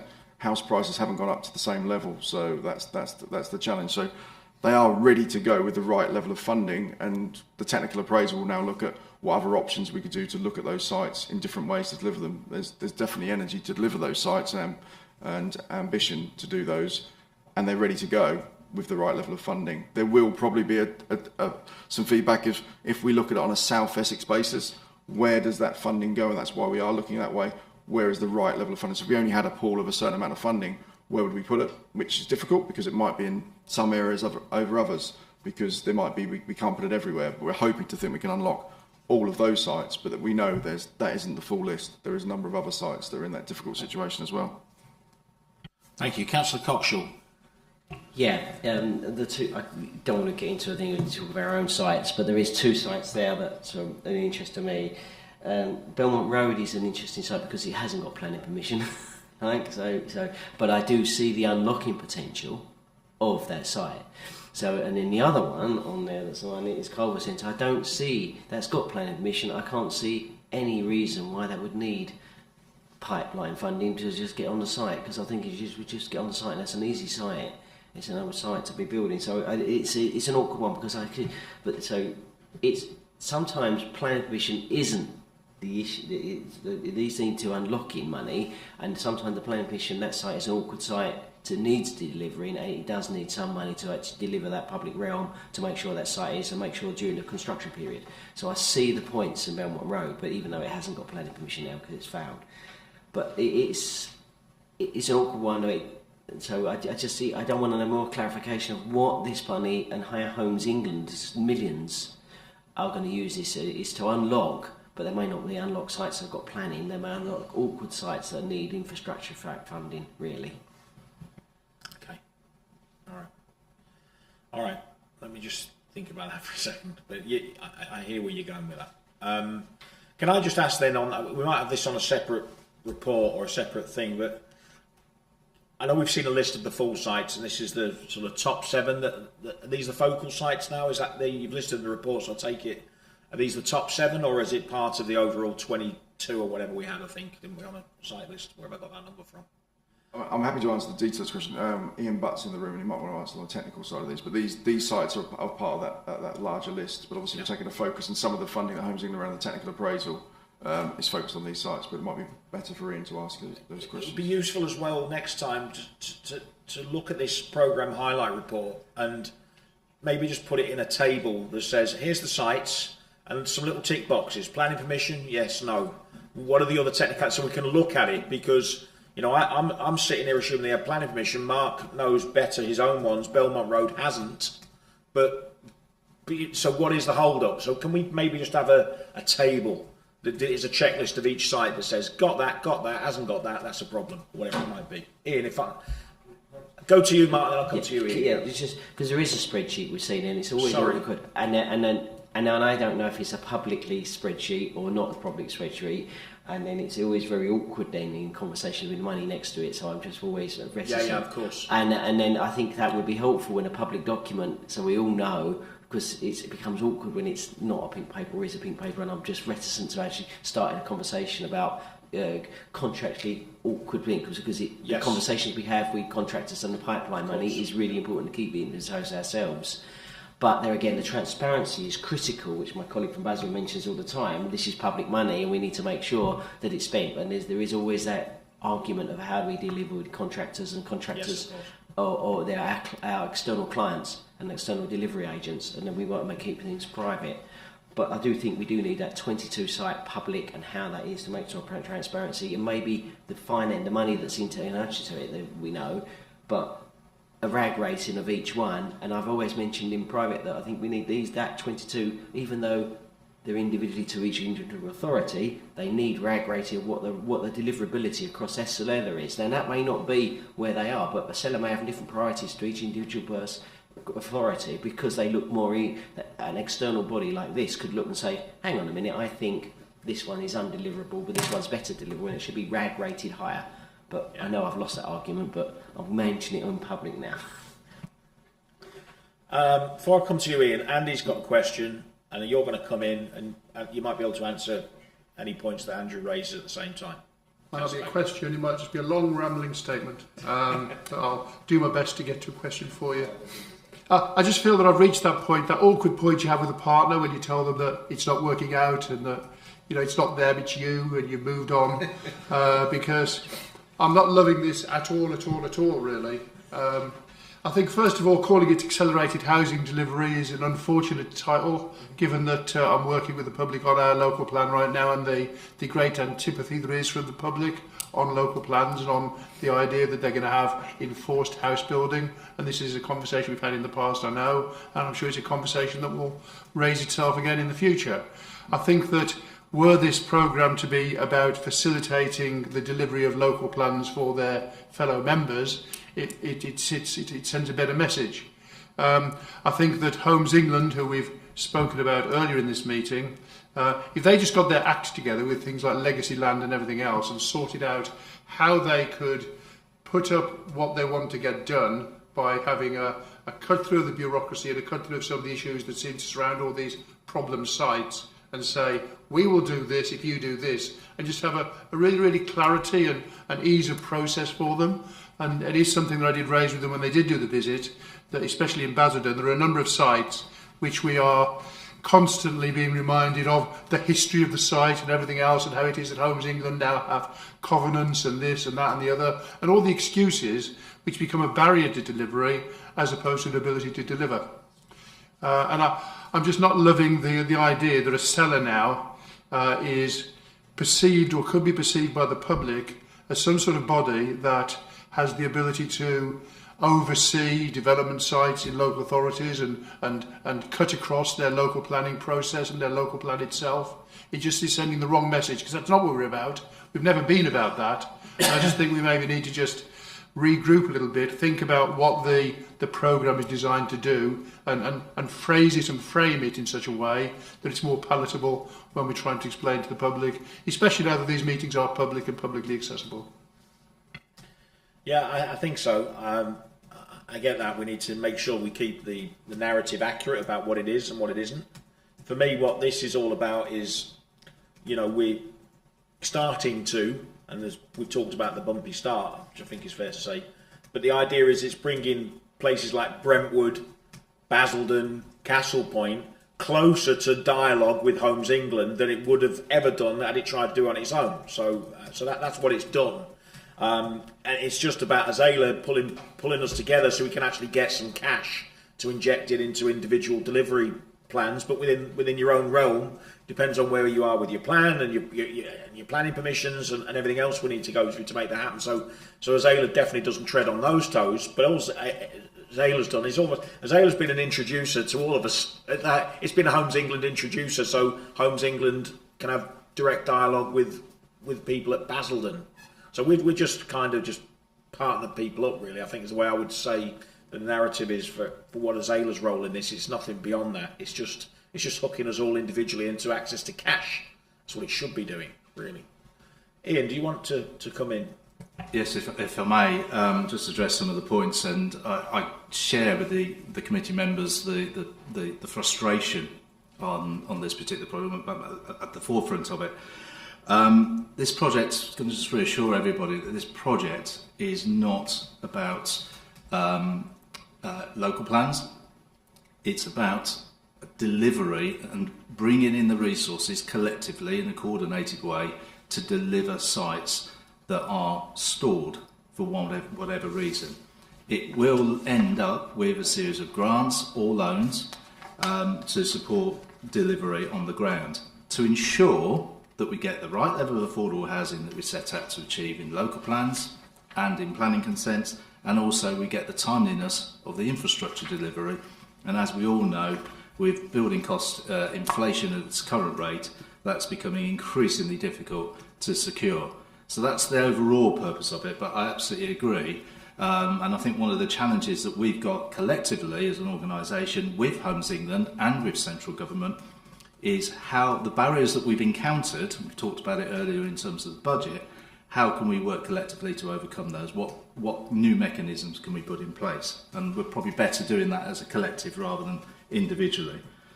I absolutely agree in terms of the idea of having a schedule, a tick box, where we're at with each particular project, and presenting that in a future report. I've got no problem with that.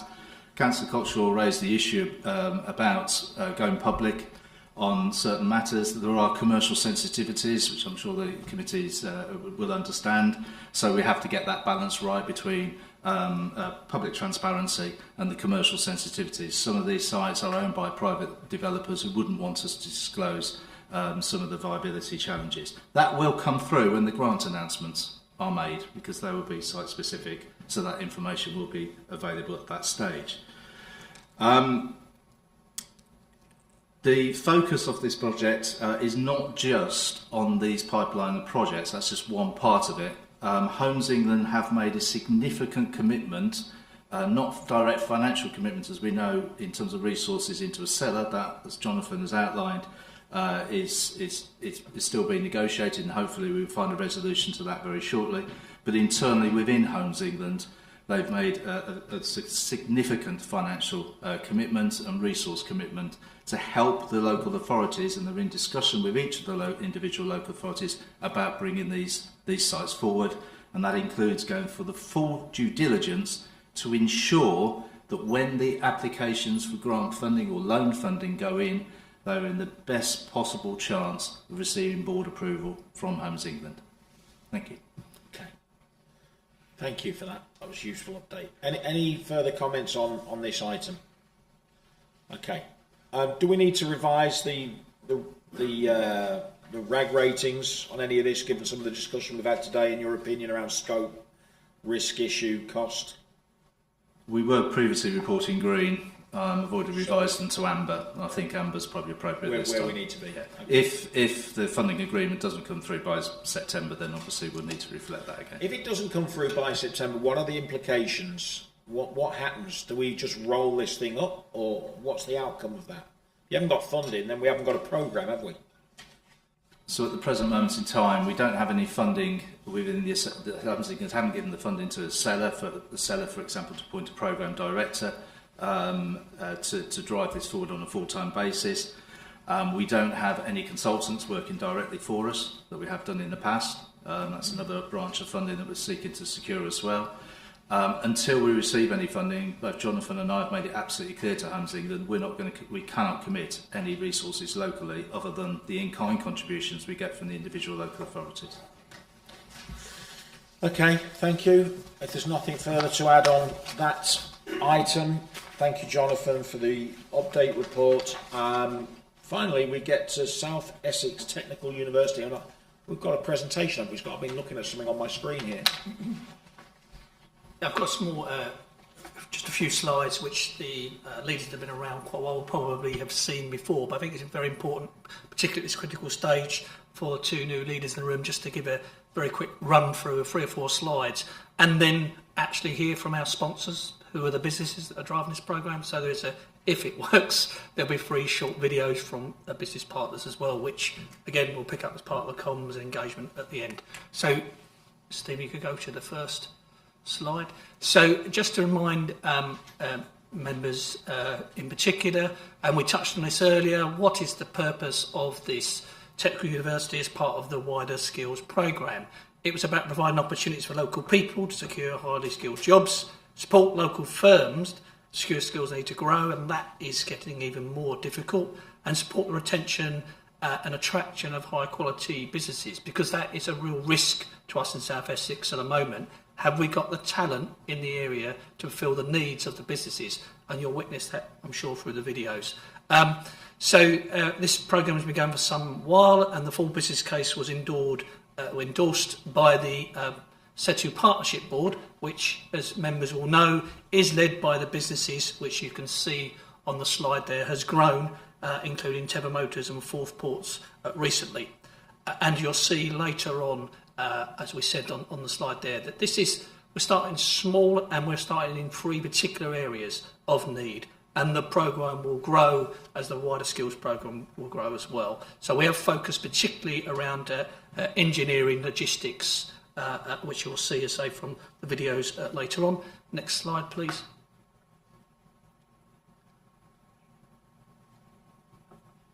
So,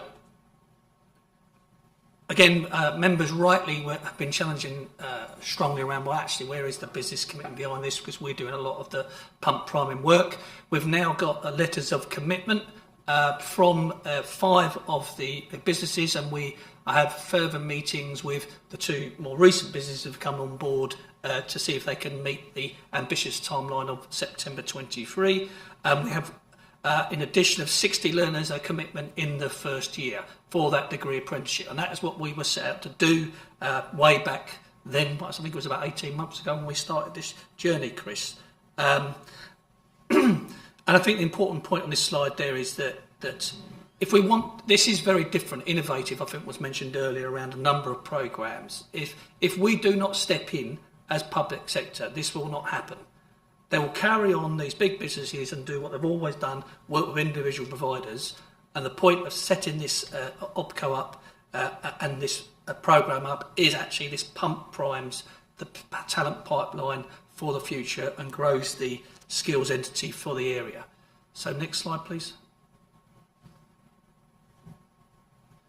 Financial model, again, I've been through this a couple of times, and I think I said this at the last formal discussion with you, Chris, that there is a financial business case sitting behind the model. It does need a pump priming, and it will create a surplus. But it's really important, I think, because we were challenged around where's the business investment coming on, that looking at the detailed pipeline over the next 10 years, £35 million of apprenticeship levy will be funneled through this programme and to set up this technical university and skills OPCO. And what we're looking for to pump prime as part of the business case is get public sector funding around the 1.9 million, of which I think we are looking at continuously of how we can reduce that funding as we move forward to get to the 23 date. And then the last slide, please. So where are we? We've got 5 objectives, really, the key next objectives from where we are from the business case, before I come to the recommendations in a minute. Secure funding to the formation of the company, form the company. I think the key risk for us, I think was in the slide, is around procuring the HE provider, because actually the needs have grown from those businesses. The commitment for the businesses has been very strong, but actually a bigger risk at the moment, which is where Essex County Council are supporting us with the funding around the advisor around getting the right HE provider to be able to provide the courses needed by the businesses. As you see there, we as mentioned earlier, rightly by Councillor Coxall, we are working with the Thames Freeport because it's part of their programme is around their skills agenda. So this is where ASELA is almost supporting the Freeport rather than Freeport supporting ASELA. So we're supporting them with their growing need as well, because as Councillor Coxall said, despite Farrick's probably clear, strong ambitions, I don't think they'll provide the 21,000 jobs that will be required from the wider South Essex area. So before I get to recommendations, I think if it works, a number of times, I sit on the board, and the business enthusiasm and the commitment and the recognition of what public sector is doing is really important. And I've got 3 videos here that we've done. There will be a few more videos, as well as a letter of commitment that Adrian and I are working on. And then when we have the sponsor, Chris, that we can really start promote this more about what we're doing as an entity. This is very unique. Business-led technical university, not a public sector-led or a skills provider-led university, which is quite unique. So if you could go on to the videos, please. I'm pleased to announce that Ford UK is backing the new Technical University for South Essex. Despite our workforce of around 5,500 here in Basildon, we have skills gaps and shortages in engineering, automation and logistics, which the new Technical University for South Essex will help to address. We continue our commitment to recruit and develop apprentices in product development and manufacturing engineering, and foresee between 25 and 30 degree level apprenticeship learners each year from the Technical University. Initially, focus will be on electronic and electrical engineering. We also envisage significant and increasing demand for short course management and leadership training, and we would want to explore postgraduate qualifications in due course. Ford UK is offering senior level resource from our leadership organisation to help shape and guide the delivery of the new Technical University through our role on the partnership board, and we are committing operational resource to support the delivery of the mobilisation plan over the next 18 months. As one of the largest employers in South Essex, Ford UK will advocate for the new Technical University through our extensive supply chain in South Essex and beyond. Now you probably need to click on the next one individually, I believe. I'm pleased to announce that Ford UK... At DP World in the UK, we're pleased to support the new Technical University for South Essex. Here at London Gateway, we currently employ around 900 people, and when fully built, our logistics park will have a workforce of around 10,000. As the fastest growing and most technologically advanced port in the UK, we're constantly looking to build our skills, identifying and filling gaps and shortages across engineering, automation and logistics. New higher education provision locally will help alleviate these challenges. We would hope to encourage employees to take up degree-level apprenticeships, as well as short course management and leadership training. We're happy to continue to offer senior level resource through our role on the Partnerships Board, as well as operational resource to work with the programme team on its mobilisation plans over the next 18 months. Here at DP World's London Gateway site, we'll look for opportunities to promote the new Technical University throughout our extensive supply chain across South Essex and beyond. And the last one. We haven't forgotten Southend, but they're doing a video today. Okay. Here at Leonardo, we are backing the new Technical University for South Essex. As an employer, we have a long, proud history in the South Essex area. We have been on the Basildon site for 70 years, employing over 600 people on this site. As a former apprentice myself, I believe our early career recruits are a key pipeline for future talent. We currently have skill gaps and shortages in engineering, automation and logistics, something that the new local education provision should help rectify. We envisage demand for up to 15 degree level apprenticeship learners each year to study systems engineering, electrical, electronic engineering and mechanical engineering, as well as a short course in management and leadership training. Leonardo is offering senior level resource from our organisation to help shape and guide the delivery of the new Technical University through our role on the Partnership Board, while also committing operational resource to support the programme team's mobilisation plan over the next 18 months. At Leonardo, we'll help promote the new Technical University throughout our extensive supply chain across the South Essex area and beyond. Thank you for that. So, as I said, Adrian and I, and I'm sure we'll pick up in the comms update, will be working on getting videos from the other businesses, and then when we move to recommendations, I think it's really important, Chair, that we do have a sponsor shortly, because we start promoting this as part of our engagement strategy to working with OSC, who again have been fully committed behind it, and I know Perry sent his apologies, but Perry's been involved in how we then roll it out as part of the engagement strategy to the SMEs, as described in some of those videos. We do need to be careful about a level of ambition and making sure that the key element is now to get a provider in place for the 2023 and to make sure we get that in place working with the businesses and set up that legal entity for it to run itself. And the points we've been debating earlier, Chair, is around how these programs evolve.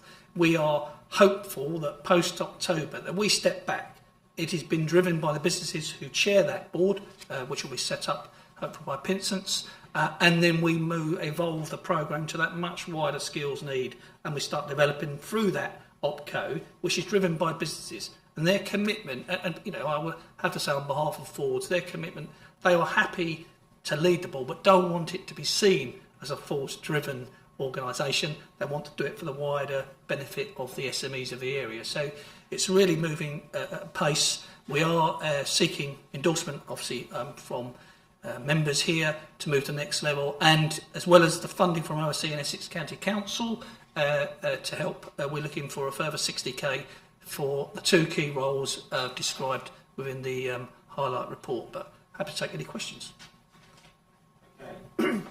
Thank you, Scott, and I have to say, well done for getting in front of the three business leaders that we've just seen there to get those videos recorded. I think that's really helpful. It starts to bring it to life a little bit, and you hear the opinions of the actual businesses that are involved rather than just hearing updates through yourself, which of course are fine, but that broadens it a little bit more. So that's the first point. In terms of getting another video, if I can make a couple of comments and questions. The videos are great.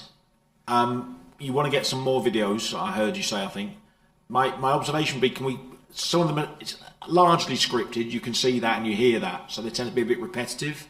It would be quite good just to break the scripting down so you just get a different opinion. You just make it a bit more casual, really tell us why South Essex Technical University would be better to you. If everyone ends the script by saying we'll promote it for our supply chain, we've got three there that are great in terms of the profile of the people that are doing it, but I'd ask that the next videos you just break it up a little bit, because if you want to share those videos on through our website or promote it via our comms channels, it just basically you're saying here's 7 people we got to read out a statement for us. We don't want it to come across like that. So that would be my first thing, but that's not to take anything away from the videos we've just seen, but just let's not script the other ones, let's mix it up a little bit, I think. So that was the first thing on the videos. In terms of trying to procure one HE provider to deliver the sort of skills that the employers there were talking to us around engineering, whether it's mechanical, electrical, automation, management courses, logistics, let me just think about who that supplier might be. One, they have to be geographically affiliated with Essex or South Essex in some way, or not. So it could be a university up in Manchester that could do it. Fine, okay, that's the first question. And then, of course, depending on who we procure, the geography is, ideally I'd like it to be somebody fairly local if we could, whether it's an East Anglian uni or an Essex University or Anglia Ruskin, whatever it might be.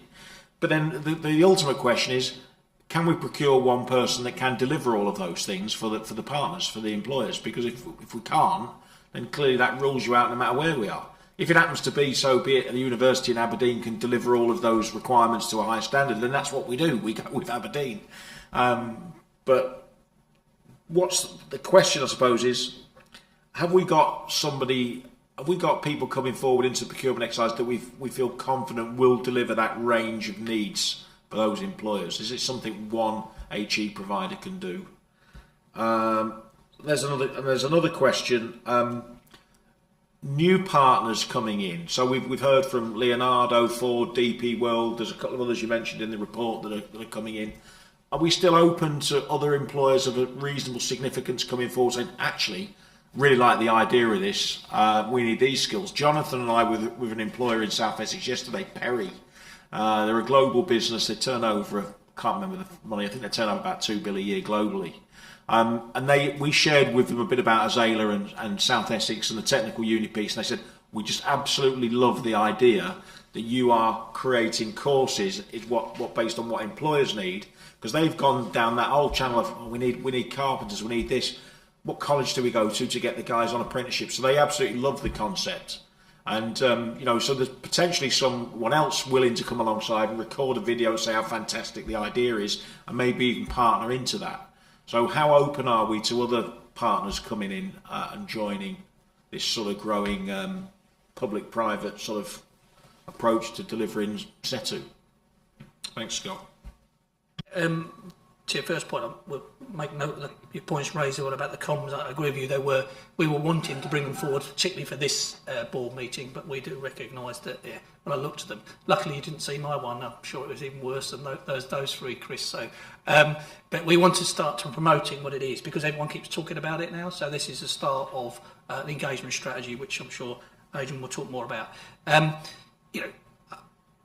You've asked this question before, and I know at the previous meeting, Councillor Bentley and Councillor Coxall were talking about different providers that we should engage with, and that's why we need to bring somebody in whose expertise has done this before. In terms of getting the right one, it may be more than one provider, Chris. I'm not quite sure at the current stage, but what we've always said is, for this to be successful, we need to grow it incrementally. So this is about, in the first instance, probably the 7 businesses because they are completely aligned to the skills need. So there'll be 2 or 3 different courses that meet their need. And that's why Teva were brought in, because actually the relationship between Teva and Ford's, which actually was quite worrying, first of all, because they could be a competitor, but actually Ford's, yes, please do so, because we're all in the area of South Essex. So those courses are specifically around those 7 businesses that are related, which would easier to procure 1 or maybe 2 providers. They could come from anywhere in the country. The attraction for the providers is, well, actually, you look at Ford, their expansion plans for the next 10 years. Leonardo now, I won't be too political, but you can imagine Leonardo are very, very busy, probably expanding their operation. They are looking for another 200 apprenticeships in the next 2 to 3 years, based in Basildon area. So from a provider perspective, to provide those courses is quite key. What will happen, though, is we set the OPCO. So the board will be driven by a business board, led by some of those businesses. There will then be, through OSC, a operational board that bring those other businesses you've described in and funnel their needs through the OPCO. It won't necessarily be the HE provider, because some of those courses may be levels 3 to 5, where places like the South Essex College that are working very hard. So we'll actually be that. Our role will be facilitator and broker to bring the new businesses in from our economic development teams and our conversations, funnel it through the skills board, and then they will find the appropriate provider. And it may well be local providers, as you rightly said. South Essex College are very keen now to join the party and work through this way of working. But the difference is, and you said it at the start, it's attractive to businesses because they're running this, and it's not the other way round. Thank you. Any other Mark? Yeah, I don't want to disagree with the chair, but I think the provider the HE provider is critical for the success of this, and it's getting the right provider. And I think local area, I look at Forth Ports, and they have their provider was Plymouth University for their higher technical 5 and above. So it doesn't need to be here. But you just have the right one, and the success is all around that HE provider being the right provider to go for the right courses. I think we just choose a local one, and then they just procure their own site, and they've got no experience of that. And I think that's what the Councillor Bentley was talking about some time ago, and ourselves, and it is getting the right provider to actually get this off and it looks like we're serious, and I think businesses will then take it really, and I think it's using the businesses who have got experience as providers. I think Ford were in Loughborough many years ago, and I think so there is an issue about how they use that, and then how we can bring that in is their experiences of actually designing the provider as much as that. So if we suddenly take over and say, a local one because we know them, that's not what the businesses may want. And as you said, it should be business oriented, business run, and that's the first time. If we get a provider who then just decides to design basically what they want, it may not be what we need. We need someone to track experience of providing them courses now, not to learn on the job. No, I totally agree, Mark. I think I was exploring that, but ideally you'd get, primarily it's deliver the courses to the right quality that meet the needs of the businesses. If you happen to be in Aberdeen, that so be it. Ideally, we'd like them to be, but it is. I think you're right. Ford did use Loughborough many years ago for some of their sort of further education and degree level stuff and management and leadership development. They certainly did. So it's got to be the right person. I mean, actually, on that, or the right organisation rather, like right provider. Would that would, but it would be limited the procurement exercise to a UK provider or an England only provider, or would that include unis in Scotland or Queen's in Belfast or whatever it might be? It will be UK provider. It's UK provider. Yes. Limited. Fine. Okay. But yeah, I totally agree. It's the quality of the delivery first that we seek. And when are we going to move into that procurement phase? I know you're right. You did talk about it earlier about, look, we need some funding to get behind and fund a specialist to do that for us. But where are we with that, Scott? So Pinson's are already engaged in providing how we set up the legal entity. So that's how it will operate. And if they were here today, I would say it openly as well, I've had to put a little bit of a rocket up with my colleagues from Essex to help me to get the provider in. So I will be, and Councillor Ball, who I know is avidly supporting this as skills lead from Essex, has actually spoken to me last week about making sure they are on the case. So I hope to give you, certainly by the next meeting, if not beforehand, or if we have a sponsor, I will work through that sponsor to give a positive update in the next few weeks, is my suggestion. All right, okay, we'll keep us posted that it's progressing. Mark, you need to get away. Yeah. Thanks, Mark. We're pretty much there anyway. So, I mean, is there any other comments on the technical uni update that we've had and seen? Thanks, Mark. No, I think that's great progress, Scott. Again, it was really helpful to see the videos, and it just shows that we're starting to get momentum, and we can use that effectively in our comms going forward. It'd be great to get the procurement exercise underway, because we're still on this massively tight deadline of just over a year away to start opening the doors, inverted commas. Okay, great. If there's nothing else to add on that, then that takes us on, if I've not missed anything, to item 13, which is the final item on here, which is our communications update. So Adrian, am I right in saying that? Yes, thank you, looked a bit shocked when I said that. You oh, sorry. What, me? So thank you, Chair. At the last meeting, the Joint Committee endorsed a broad approach to communications to support the 5 programmes of ASELA. The report before you today builds on that approach and starts to shape the story we have to tell about South Essex and the work of ASELA. It does so by setting out some key messages and the proof points that back up those key messages. Together, these start to form a core narrative that we can all draw upon in conversations with stakeholders, residents, businesses, colleagues and partners. We may have to revisit some of those and look at them again in the light of conversations earlier on in terms of the shape of the programmes and so on. But that's the point of bringing them here, so that we can see where we are and to give members opportunity to feed into those. The report also updates members on the communications that have been sent out since the last meeting, a relatively quiet period, which for much of it was covered by the local election period. And also sets out the PR opportunities in the coming weeks and months to support each of the 5 key programmes. Members will note an increase in the opportunities for positive stories as we get into later summer and into autumn, as we begin to hit an increasing number of programme milestones. So Scott's already talked about the work that we're doing, and you've seen some of the outcomes of the work that we're doing with the Technical University programme. There are clear pieces of work that we need to do around communications, which will help pique the interest of the right sort of providers, the HE providers, as we work towards the procurement. So there's key work to be done there. And then also to focus on, as Scott has mentioned, building the supporter base amongst a wider group of businesses and SMEs across South Essex for the Technical University. So that's one of the things we'll be focusing on by going out to each of the authority areas and talking to those business groups there in a targeted way initially, perhaps using some of those supply chains that the larger businesses have already talked about and have talked about in their videos, but also through the networks that each authority already has in their economic development teams. Before we widen that out into the wider SME group across Essex.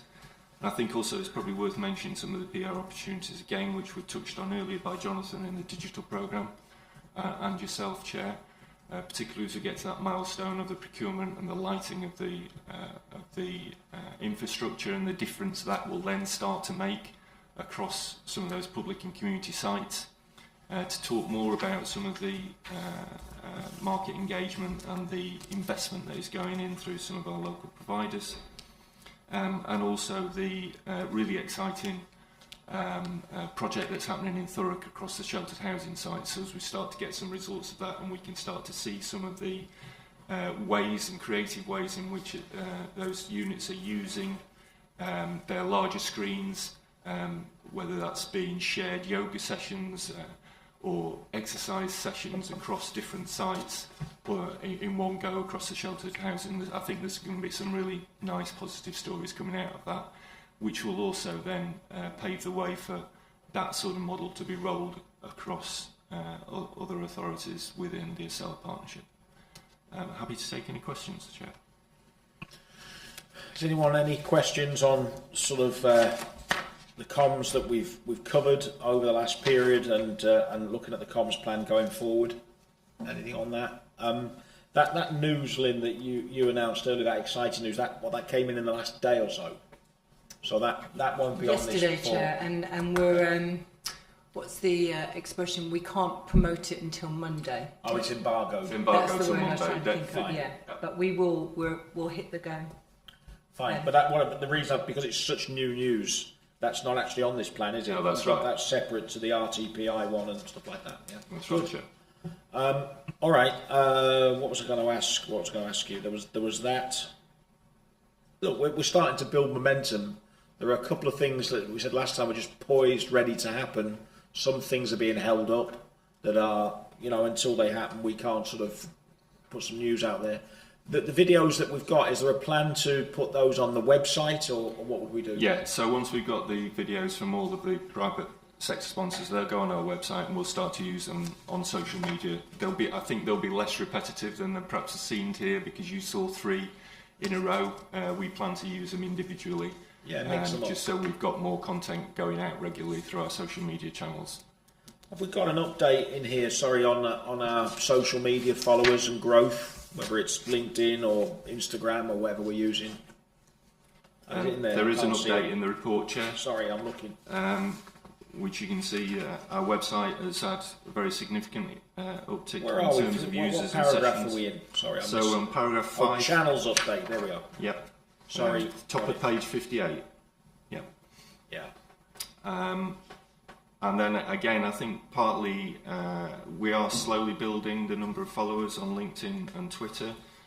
Some of the figures there in the negative, I really think that's really a matter of the fact that this period covers part of the local election period, where we were a little bit quieter than we were in the previous period.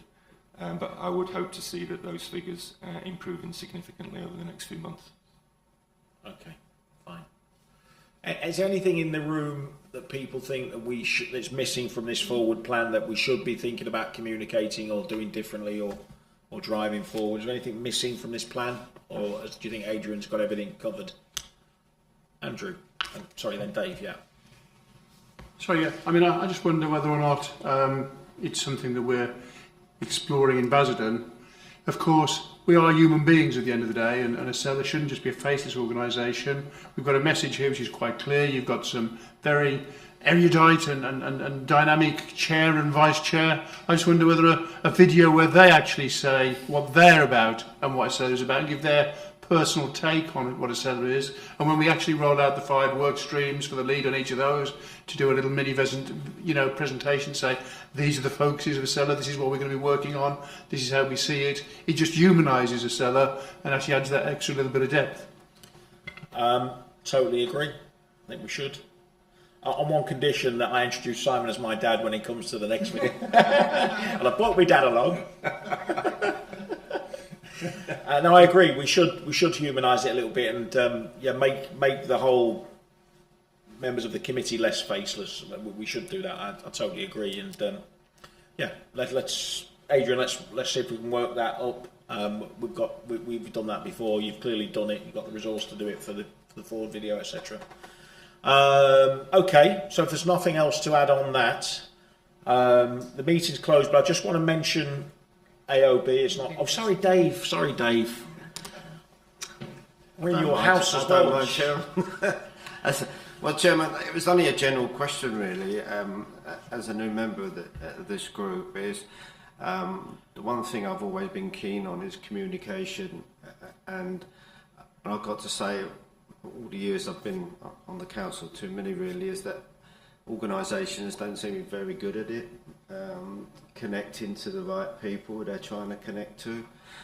So the general question I really want to know is who are we trying to communicate to? Is it just organisations, or are we trying to go further out to the general public? Because most of the general public will never clue, especially around here, what ASELA is. So, you know, is this for just, you know, for businesses, councillors, MPs, or have we got plans to go further afield to communicate wider to the general population? If we've already done it, please excuse me, because as I say, I'm a new member and I'm very keen on communications. It really is something I am keen on. Thank you. Yes, so thanks for the question. And I suppose the answer is really it depends on the story that we're at. So I think at the moment a lot of the programmes are really in a place where our communications have been very much focused on stakeholders, partners, potential partners and businesses and funders.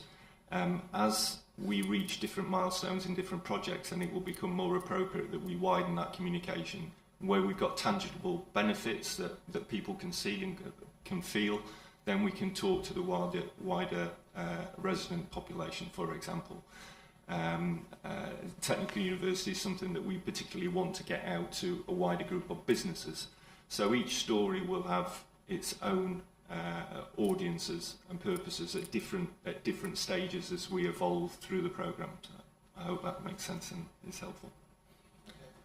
But I think in that, Dave, is we should never lose sight that everything we talk about in here is for the benefit of the people in the community. And so really, we've always got to find excuses and reasons to communicate stories that are relevant to the people on the street. It shouldn't be the case that most people in Castle Point, and I agree with you, it's similar for Brentwood, don't know that ASELA met today at Castle Point Town Hall, talked about a lot of really positive things that could benefit them in time. So we should never lose sight of where ultimately the message needs to get to, otherwise what's the point of us? Simon, then I think Scott put his hand up. I think that's where you put your hand up, yeah.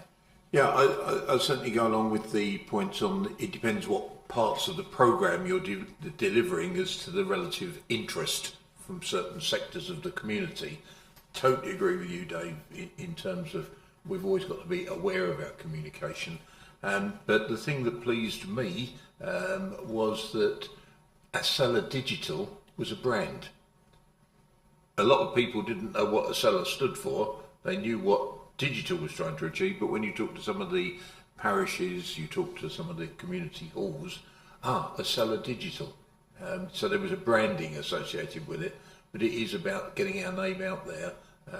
But unfortunately, unless you're particularly interested in a strand of what we're trying to deliver, I guess communication is always going to be very difficult unless there's something particularly controversial or inappropriate going on, in which it always attracts media attention, doesn't it? But a really good point, man after my own heart. I think we've got a good story to tell here, and perhaps it is such a good story that sometimes that lacks media interest. It's the bad stories, unfortunately, that sometimes get the media interest, but there we are. Sorry, Scott. No, I'm going to go Andrew first, just feels right. Andrew, then Scott. Save the best till last. My chief executive will, I'm sure, end on a high note. It's just picking up on Councillor Wooden's point and the colleague here. I think that, yes, we need to tailor the message depending on the audience we are and be clear about the audience message we're doing. But certainly something in Basildon, when we were looking at the whole issue of economic growth, for instance, I was saying what we should be really doing is having a look at what the strengths that Basildon have, compare that with the weaknesses that businesses have outside of the area of Basildon, and then start marketing why those particular businesses that have got a weakness where Basildon has the strength should be moving to Basildon, for instance. And you can argue the same for ASELA, because especially with the digital agenda we've now got, that's a very, very strong message. You know, we could be saying, let's have a look at what businesses are in areas of the country where their broadband and their digital coverage is pretty poor, and say, here's an exciting opportunity for you to come to a whole new area that's dynamic, that you can grow your business, you can create jobs, you can create wealth, and market the idea of why people and businesses should be coming to the ASELA district or the ASELA area. Because that's what we're about at the end of the day. If we're talking about growing the economy, you grow that economy either internally or by getting an infusion of new businesses coming in. And I think this is an opportunity through the comms piece and through the strong message you've got on digital to start thinking about that as a way going forward. Thank you, Andrew. Yeah, I agree. Scott? I would agree, just to build on what my leader said there, is we know what success looks like is when our partners communicate ASELA for us. If we've got a bang on about it, we haven't been successful. Yeah. Despite the videos being a bit clunky, the fact that our businesses are happily, at very short notice, to do a video to support that what we've created.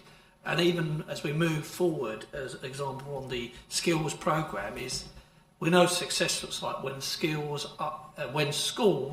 are talking to businesses about that opportunity and not send them down the road of skills that aren't going to lead to a highly skilled job. So that's the next programme for us. How do young people start to get a different offer and have that aspiration, let's call it levelling up if you want to, and then they're getting it from businesses directly, like, well, actually I can see a future for me working within the area I live, and that's part of the story. So for me, that's got to be where we move the comms, is young children particularly in a place that they can thrive.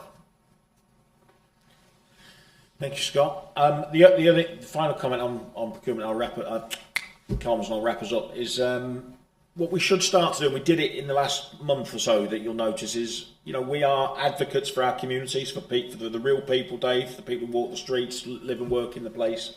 And when there's an issue that comes along, I think it helps our profile if ASELA has a comment, and we're seen as a champion from our community. So we did that last month around the East Anglia Green consultation, that the National Grid piece, it affected 2 or 3 local authority areas in ASELA, and I'm glad that we did that, because it just raises our profile again, and people are going to look at it, oh, ASELA, they've got a sensible opinion on that, whatever it is. So we should always, I think, seek opportunities to do that should something come along. That will help raise our profile.